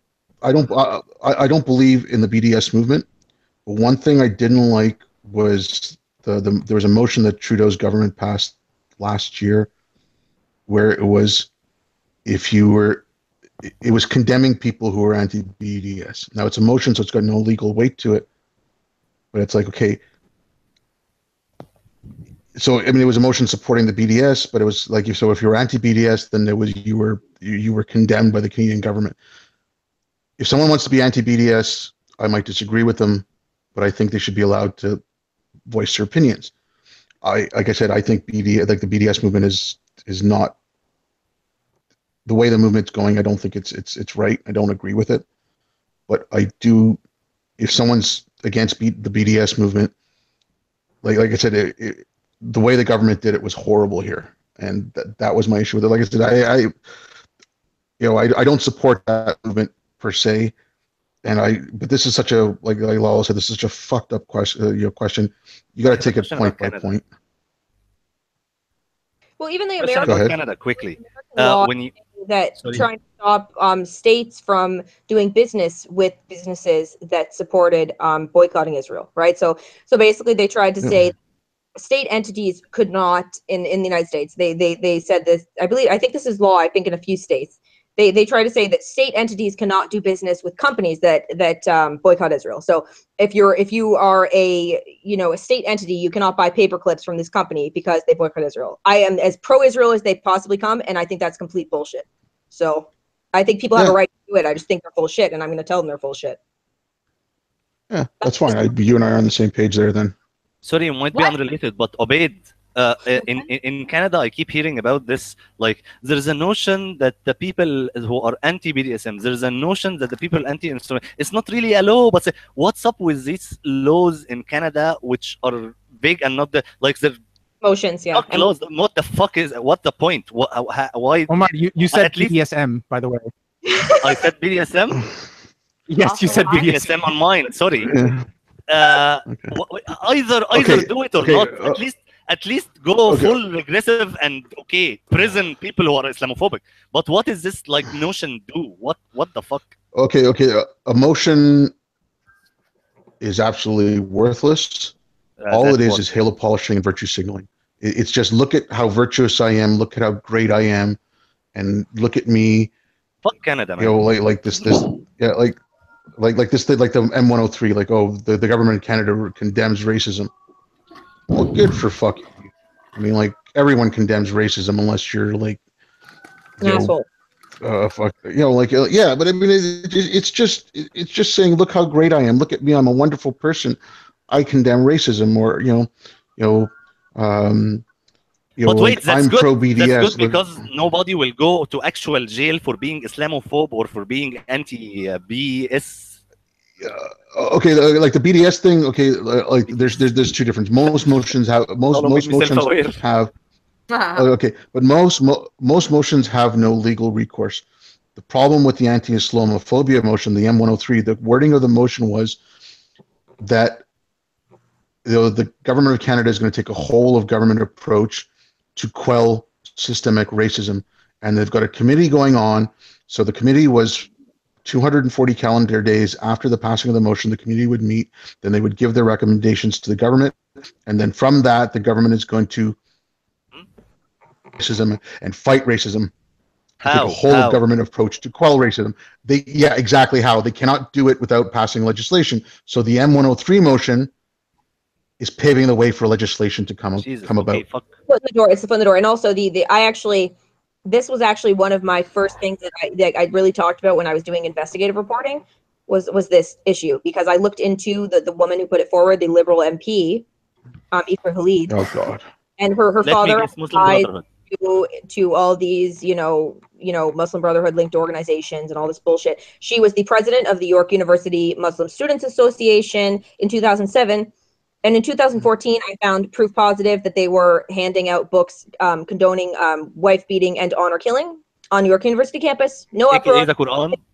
Literally, no, yes, the Quran too, but actual book saying the only reason there's honor killing is because we're not living under Sharia. If we were living under Sharia, there would be no need to have honor killings. It was fucking vile. And literally after this actually the story, it kind of blew up. Like Steven Crowder did a story about, tons of people did. People were talking and I kind of started this. This one I had 1,000 followers, right? So, and I pushed this so hard because I was like, this is fucked up. I want York University to condemn this.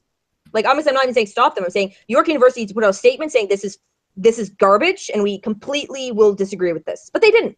Literally thousands of people tweeting York University.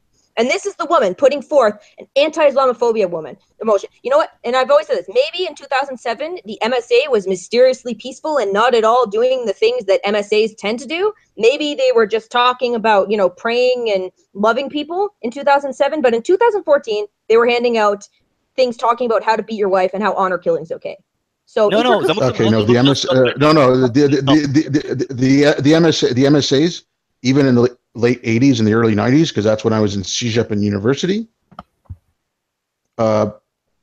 they were fucking vile people.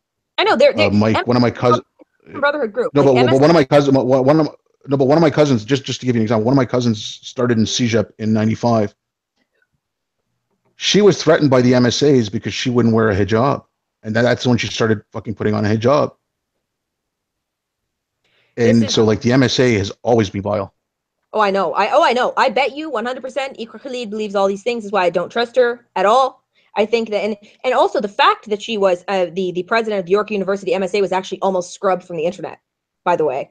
And people ended up kind of archiving all this. It was taken off of her profiles. She was listing all these other stupid bullshit community things she did. Mysteriously, she took off being the president of York University's MSA. York University is a huge university, one of the biggest universities in Canada. That would be a thing you'd put on your friggin' resume if you weren't hiding something. And mysteriously, I'm not surprised she knows what they're doing in present years. And MSA, I hate the term MSA pisses me off. This is why all these Muslim Brotherhood linked organizations make me so mad. They all use these innocuous terms because, of course, if you hear Muslim Students Association, you would think it's Jewish Students Association, a Christian Students Association. You think it's just a group of Muslims. No, it's MSA. It's a specific thing. It's a specific group. It's not just a Muslim group. And like you said, they're doing fucked up stuff. It makes me so mad. And this is the woman we're trusting to, put forward a motion to guide Canada's battling Islamophobia. Get out of here. The Brotherhoods are expert in making language specific to the regressive left. They know exactly what to say and how to use them. And Obaid, I was asking about Canada just because I know this shit won't pass in the United States because of the First Amendment, and I know there is fucked up shit in the UK. But Canada was always to me is it more like States or is it more like UK? Is it moving towards the UK hate speech can get you to Okay, jail. no. First of all, okay, And I never. no, but I'll give you some background on this. Canada has hate speech laws. Canada has blasphemy laws, but they haven't been enacted. And I think the Just Canadian like the blasphemy UK. law. Yeah, okay, but the Canadian blasphemy laws are being taken out. But Canada does have hate speech laws. Canada, it is illegal to do Holocaust denial. Now, the thing with Canada also is a lot of people don't look at it because they don't read just like I'm sure a lot of Americans don't read the Constitution, the Bill of Rights, and all that. In the Canadian Charter of Rights and Freedoms, it's called Section 17. A lot of people call it the Notwithstanding Clause. And what the Notwithstanding Clause is, if any province or the federal government invokes a law using the Notwithstanding Clause, for 5 years, that law can pass, notwithstanding things in Section 2, Section 3. I'm going by memory here, so I'm going to forget 11 and 14. But Section 2 of the Charter of Rights and Freedoms is where you have the freedom of religion, freedom of speech, freedom of expression, like all your basic individual freedoms. So if you use the Notwithstanding Clause, you are saying we're going to pass a law notwithstanding all these other clauses, so that even if you took it to the Supreme Court of Canada, if they enacted Section 17, then you are not. It's not unconstitutional then. You invoke the Notwithstanding Clause, and that's valid for 5 years. And the reason they do it 5 years is up until recently, it was a 5-year term. Then you would have to have elections, so that then if a new government gets elected in, then that new government can then decide to keep Section 17 applicable to that law. So Canada does not have true free speech the way that the United States does. No country in the world, aside from the United States, has enshrined free speech. And I wish Canada had this. I wish Canada had the same thing as the First Amendment. Like, speech should be allowed up until the moment where it is an imminent and immediate threat of violence upon someone. So even these imams who are in you see them in Toronto, and I think they're fucking despicable people who say, we should go kill Jews, we should go kill apostates, we should go kill gays. They are actually not even breaking the First Amendment. But in Canada, it is so unfairly enacted. Like I brought this up a couple of times. There was a Catholic priest in Quebec in 2013 who said from the pulpit, I reject homosexuality. Homosexuality is a sin. I will never perform a gay wedding in my church, and just went on a whole tirade against gays. He was given a 6-month suspended sentence, and he is never allowed to speak in public again. So if you're going to do that to that guy, wait, 6 months in jail? For 6 months in jail? Yeah. It's a suspended sentence. So did he do anything to actual? No, he didn't. No, he didn't. He just pulpit, and he was saying it on the pulpit. So if you're going to do that to this guy, all those imams, in all those mosques that you have all those videos coming out for, they should have the same punishment. I don't want them to have that punishment. It goes against my values of free speech. But if you have those laws and you're going to enact it against one preacher, then you should enact it against the others. You should apply the law equally across the board. I think get rid of those laws, but whatever. That's another question. If they enacted it consistently, they will throw half of the imams in jail. Exactly. And the funny thing was afterwards. Okay, the day after M103 was passed was when some of those videos were coming out. So if M103 is all about fighting racism, even though it says about Islamophobia, it's about fighting racism in general against all religions, and those imams were calling for the death of Jews, where was the Canadian government? Where was fucking Trudeau denouncing that? If he had done that, at least he could have said, okay, you know what? M103 is about racism against any religious minority. It still hasn't happened. And they're like, oh, we're doing an investigation. It's ridiculous, and it's just it gets me so pissed off. Like, those that get applied, I wish more. One side, not the other, piss me off that the law not even existing in the first place. Yeah, exactly. I mean, I would prefer the law to be gone, but at least apply it equally. And it was like that thing I told you about the Mark Stein thing, where he got brought up for human rights violations for correctly quoting a mullah from Norway. That was insane. Anyways, guys, Jen in the chat. What? Pardon? Lalo's yelling about something in the chat. Is there he was wanting a link, but this is unlisted. This is not even live. I publish it afterwards. Jen, what's fifth question? let's get into the everyday feminism. All right. Hey, baby, how you doing on this date? I'm fine. Benjamin Netanyahu. Okay, so this Bibi. is serious talk now. BB. Yeah. Ramallah. What is Tel your Aviv. yeah, BB? Okay, what Haifa. what is your understanding Gaza. of settler colonialism and indigenous rights? Shh. What is your What? understanding of settler colonialism and indigenous rights? What? So the settlers into the Europeans. Okay, so it would be like how the Europeans committed genocide against all the indigenous populations. Genocide bad. That's it. What, about do you want me to settler? say? What about colonialism? Colonialism good. I'm not even going to be ironic here. The for all the evils of colonialism, I think that there are certain places that were worse off for not having gone through it. So it depends on what your definition of colonialism is. For example, if it was theoretically possible for the United States to colonialize Muslim countries and force them to, learn things other than the Quran in schools and not throw gay people off roofs, I think that'd be wonderful. It just won't happen. So I guess it depends on what the colonists are doing. Steph, you think that's weird or unpopular opinions? There's a political party in Egypt that In America, it is. No, listen, guys. There's a group in Egypt that credits the British for railways, Cairo University, and all this stuff constantly as a good thing. It's well known. It's not even a controversial thing. It's part of history. All the infrastructure and railways is a good thing, thanks British. It's not. The thing about colonialism. What? Like the thing about colonialism. Here's my take on it. Now, this is not a defense of the wholesale slaughter of the First Nations in Canada, in the United States, and all that. But if you're going to take on colonialism, take it on, again, equally. Talk about the Arab colonialization, talk about the Ottoman Empire, talk about all of it. But when the British and the French came to North America, and I'm not even talking about like the Southern United States where the Spanish were, when they came into North America, and I live up in Northern Canada, I live with the Inuit, right? There was, I'm not taking anything against their culture or anything like that, but they were nomadic tribes or hunter-gatherer tribes.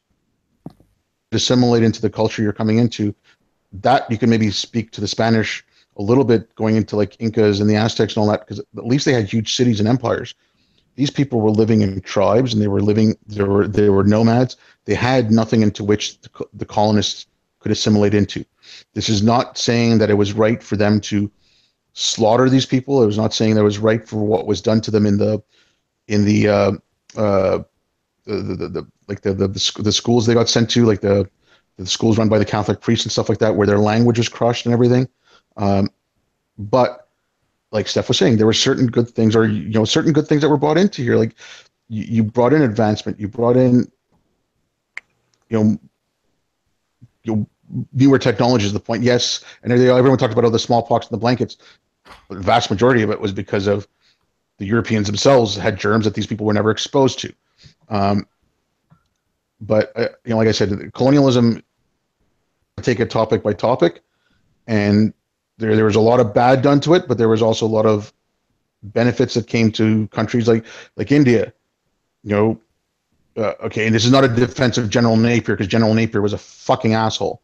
But when it came to something like Sati, the burning of the widows on the graves of their husbands,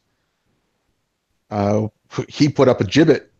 And when people were coming up saying, well, it's our culture to burn our widows, he said, that might be your culture, but it's my culture to hang anyone who does it. And so, like I said, Napier was a fucking asshole. You can read up the history on him. The guy was behind a lot of massacres and stuff. But, I saw one documentary. Yeah, so that's my thing on colonialism. Yeah, just for lulz, here's Nasser's, Gamal Abdel Nasser, President Egypt, opinion on this.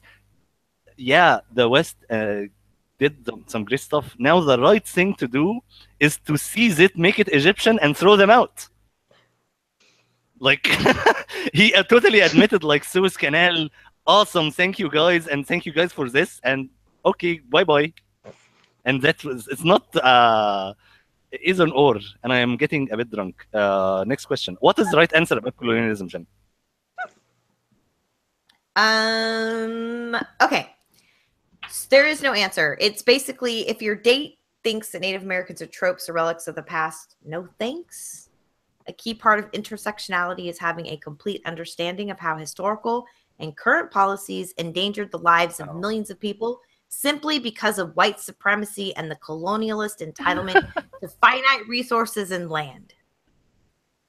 Do they know that there were colonialists that were not white all over the... What about Genghis Khan, guys? Some truths are not very useful. Okay. Yeah. Stop confusing the issues with the facts. Gosh. Genghis Khan was like, holy Okay. shit.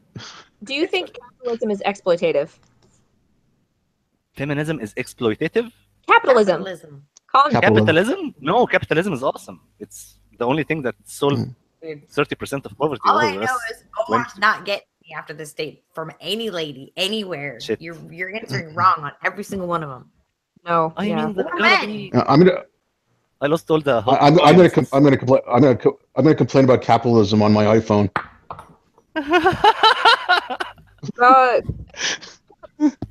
Like, I don't. What do they think the alternative to capitalism is? Capitalism is obviously. See, this is the thing. Is it the same with colonialism? Same with everything. It depends, I guess, what your definition of success is. My definition of success is people not suffering, people having money, and people not being oppressed.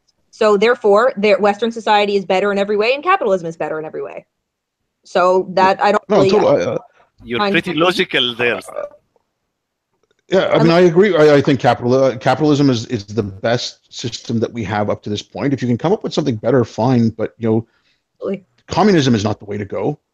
And the whole thing, proper communism hasn't been implemented yet. So what do we want to have? Another 100 million deaths? Like how many hundreds of millions of people have to die before we get it right? As I said before, they remind me so much of Muslims when a fucking Sharia state falls over. They say that was not true Islam, and the communists are like, that was not true communism. Yeah. Maybe that's why they did so well in Afghanistan and Yemen. Because of pride. We haven't found the true Islam, the true peaceful Islam. It's somewhere. The unicorn is out there. The get set terminology, and I'm getting around. Next question. Okay. Can any answer legal? Oh yeah, what was the answer about? Okay. The answer is anti-capitalism is imperative, and because of racism and the prison industrial complex and the 13th Amendment, and if your data says they're anti-fascist and part of the resistance, but they're cool with exploiting labor from communities of color, and they support the school to prison pipeline, there's a good chance they'll only value. Question: Can I be against privatized prisons and still a capitalist? Please. Well, it depends. If you ask a libertarian or a feminist, I guess no. Oh. I don't know. I am against. I'm in favor of a government existing. I think the only way to have a free market is for it to have some level of regulation. So I've gotten in so many fights with libertarians over this, and the AMCAP wing of libertarians, the far libertarians, not the When on Twitter you thought I was a libertarian, you were liking me, Omar, I agree with you with this and with Cyprus and with everything, but I mentioned one quote from Ayn Rand and you're like with an angry face, Omar, are you a libertarian? Like, come on, relax, I'm not. Jesus. Oh my God.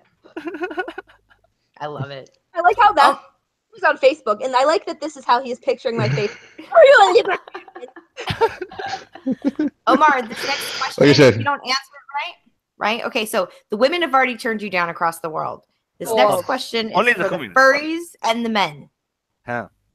Okay, so answer right.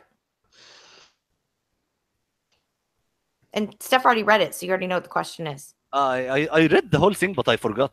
Say it. Well, Steph read it already. Steph, read it. Oh, yeah. I read it, yeah. The next question is, can any human being be illegal?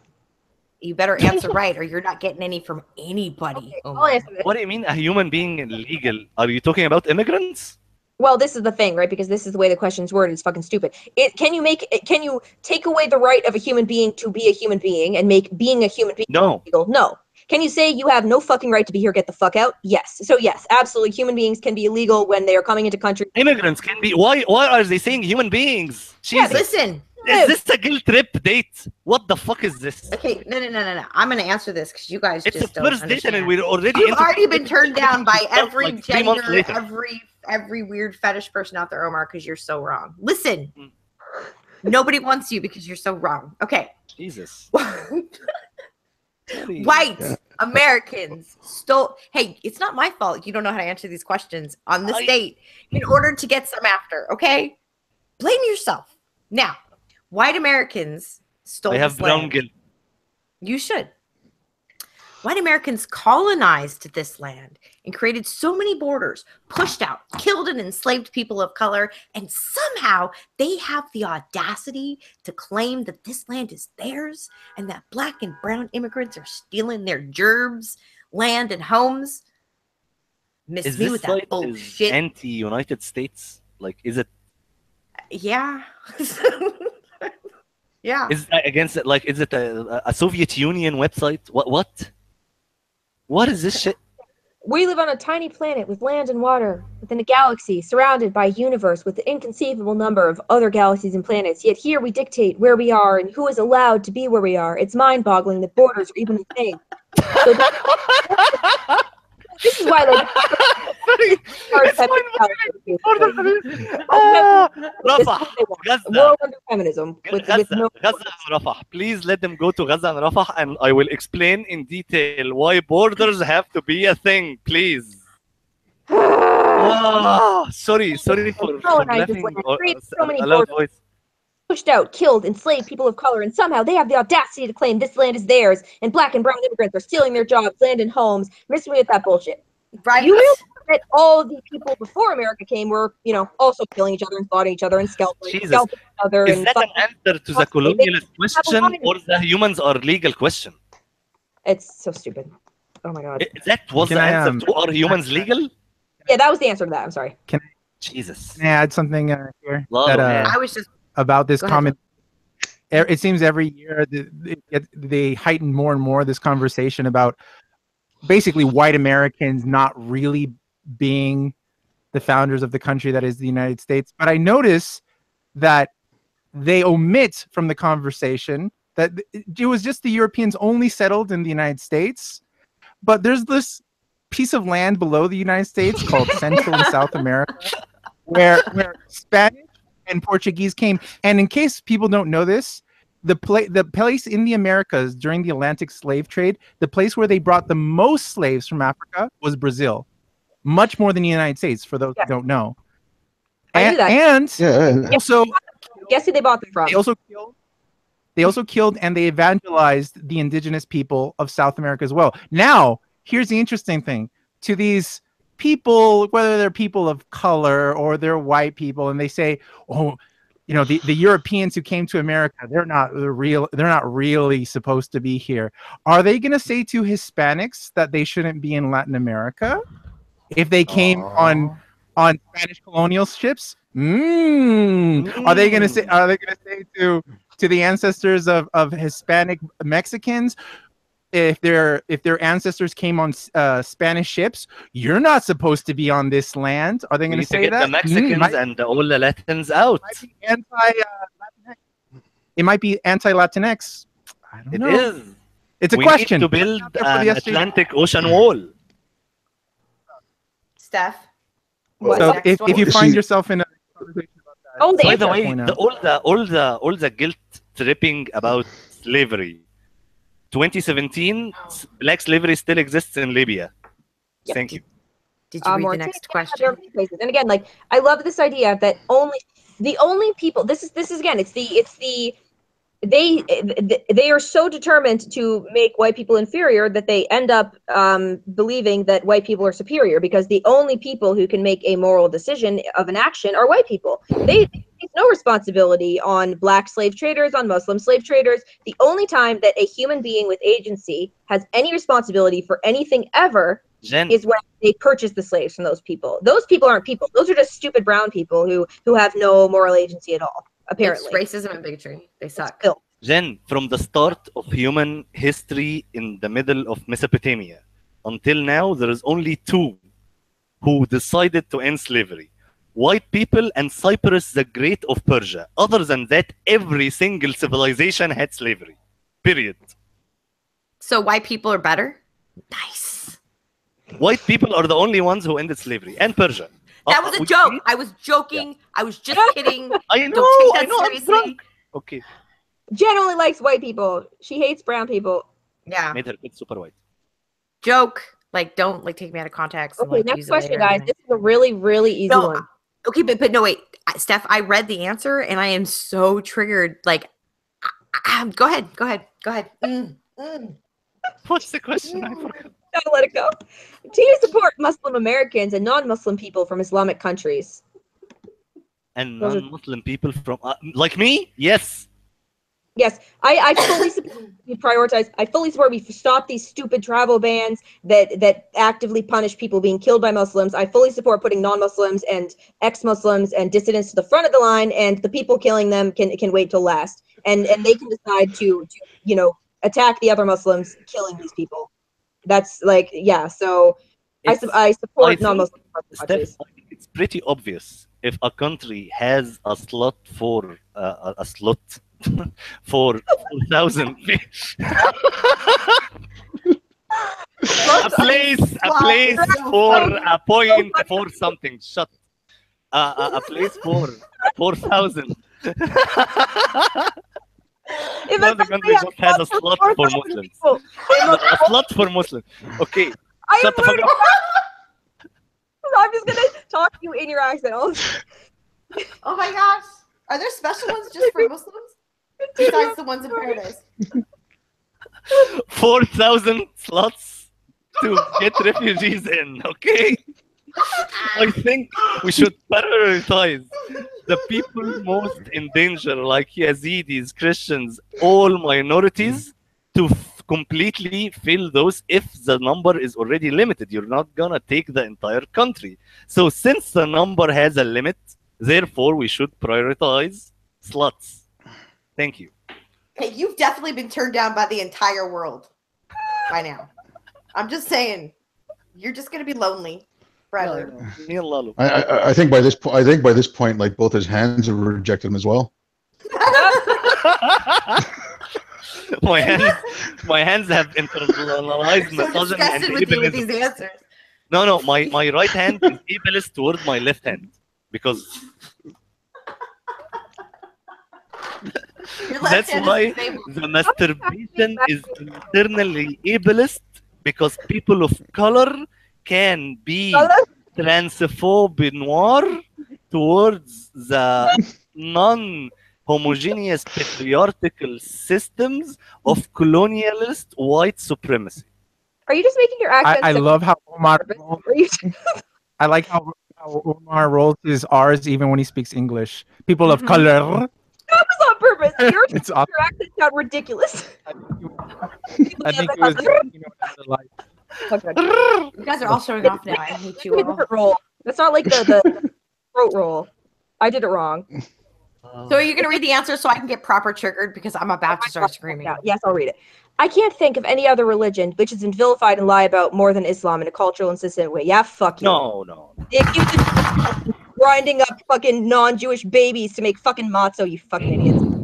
I am not Muslim, so I'll stay in my lane, but I cannot imagine for a second, even claiming to be a feminist, if I didn't stand in solidarity with my Muslim friends. Lane, bitch. Especially now, after 9/11. Don't waste Wait, time. especially now after 9/11 is a point towards Islam, not against? Yeah, apparently. Don't waste your time and energy on dating someone who thinks that Islam is inherently violent or misogynistic. Instead, read some Huda Sha'rari or Mona El-Tahawi to educate yourself further on Muslim feminism. So listen to Muslims who get killed in Muslim countries, basically. Great. What a moron. Does your I can't believe they actually mentioned by name Mona El-Tahawi. a single person that thinks that Muslims are the most discriminated against religion? Like, are you out of your fucking mind? Like, no, you're not. Like, you are.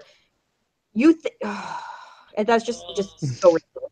Holy shit! It's so ridiculous. I can't refute it. I can't debunk that. Like what? Like when I say to this, like, Or I'm too tired or too late to dumb it. Shit, You're too dumb. Jesus. Yeah, it's so late right now, Omar. Oh my gosh. How you? Yeah, I know, but it's 4 a.m. and I have work. But listen, 9/11 was a point towards Muslims. How? As in 9/11 happened, so against because everyone hates them now, so they need you to be their friend. The fact of how much restraint the West shows towards Muslims after constant terrorist attacks proves that, obviously the West is not the problem. Like, the tolerance that we have is just unreal. And I'm not saying there shouldn't be. I never would support, like, harassing people or burning mosques or, like, I would never do that. But the fact that people as a whole being stupid don't really says a lot. Holy shit. Okay, Steph or Jen, the last two questions, and let's... There's one more question. This is the last one. There's only one. Oh, yeah, one more? Go. Me? Yeah, sure. Does your allyship include disabled folks? Define ally. Oh, yes, I will help whenever I can. I think. I don't care if the person is of color. This is gonna be a trap. I know it's a trap. Like, yeah, I wanna think what they think before I answer. Jesus. Because it's gonna be things like someone saying that, like, well, that's retarded is actually saying that we should, like, put people who are mentally exactly. I thought it was gonna be like allyship. Don't say words. That's what I feel like. Like, people, like, it's like the kind of people that say, like, oh my God, like, how dare you say that I'm so OCD? You do realize OCD is a crippling mental illness. I'm like, yes, I have OCD. It's extremely difficult. It's literally a daily struggle in my life. Like, I have very bad OCD. And you know what? Joke about OCD all you want. Like, it's so fucking stupid. Like, it's not saying anything about actual OCD when people say, like, oh, like, I put my, like, shoes in order. I'm OCD. Like, only idiots think this. Retard. I actually have CD. I actually have CDO. It's the same thing as OCD, but I have to put the letters in the right order. You made that joke before, and I laughed then. Oh, we've talked. Obaid, fuck, not Omar. Oh my God. I'm sorry. Well, Omer is my last name, so yeah. I know, that's why. That's what messes me up. Like, multiple times I went to talk to you and be like, Omar. Like, not Omar. I am Omar. He's like Obaid. Holy shit, guys! This was fucking awesome. Can I read the answer before we hang up and, like, before you be all professional? You're ableist unless you think. Okay, go ahead. Sorry. Really short answer. Oh my gosh. As an able-bodied woman, again, I will stay in my lane. But because you can't have an opinion unless you're that thing. But you have to be a woman. Stay in her lane when it comes to Islam, by the way. Yeah, right. The intersectionality has to include a solid platform for disabled people and not just visible disabilities. If you have disabled family or friends, make an effort to listen, learn about their lives and experiences. Disabled folk are subject to shaming and violence because humans are awful and lack empathy. Be mindful of others who mock disabled people. That kind of cruelty is inexcusable. Fine, right? More or less. Steph, that's so fucking hot. Let's go back to my place in the first date. It starts with the premise that humans are just bad people.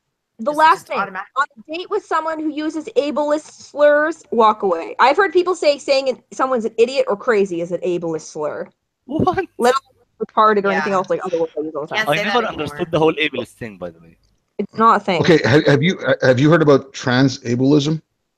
Yeah. There was a conference in Ottawa recently, and they were no. This is fucking retarded, man. What is it? And there's a couple of doctors that have done this, and I don't know how they still have their license.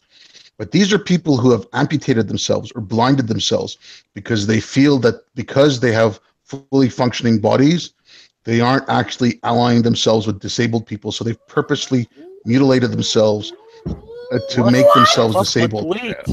Yes. Wait. Yes. The Indian neuroscientist guy, Ramachandran, he already solved that disease 3 years ago or 4 years ago. No, but there was a conference in Ottawa earlier this year, and there was about, and there's only like 50 or 60 cases that they were discussing. It's not like a huge issue.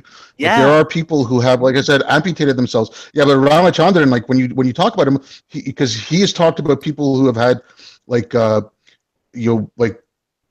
The need they're not lobotomized, but they're two. Yeah, exactly. Yeah, they're two halves of their brains are split, and the guy has had a stroke, and that's caused like the split in the brains.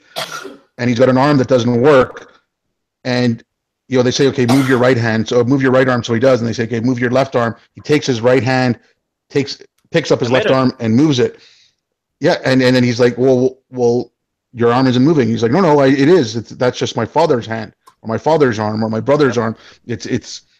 But like but like this transableism thing, I hope it never gets too far out. When I brought up to Ramachandran that this disability already have a cure, and I read about it in his book, and they can perform on someone on a brain surgery to make him not feel that way, not to cut his hand off. Or blind themselves or whatever, but there have been a couple of doctors that have performed surgeries on people like this, and I'm like, how the fuck do you still have your medical license? Guys, seriously, after those 10 questions, I don't think the West deserves this whole... Right, that's all I'm thinking. Omer's probably thinking yeah, fuck Western values. I'm not a Western values supremacist. No more pinned tweet saying that. Done. Yeah. Intersectional feminism came from the West, right? Yeah. Oh, Jesus fucking Christ. Hey, not all Westerners. Not hashtag not all Westerners. I'm sorry. Fair enough. Hashtag no true Westerner. There, Steph, you should follow her on Twitter to get some awesome backs to Muslims arguments on Twitter. And Obaid, thank you so much for being here, and you should tell us more about all your adventures in NATO. Lalo, we really appreciate your podcast, and your podcast with Lubna was amazing, and it really affected me. And Jen, hi. Hi. Okay. Guys, thank you so fucking much. Anyone want to say anything? What? Say what, Lalo? Nothing. Lalo. Okay. Nothing? Okay, bye. I just wanted to say thank you for having me. It was so great to meet you and Lalo properly. I've met Obaid and Jen before, but it was so nice to meet you guys, even though we made fun of you and argued the half the stream, but it was still fun. I still love you guys. It'll still be nice to Lalo. It was fucking awesome. Come on, I fucking loved it. He likes it. Assalamu alaikum.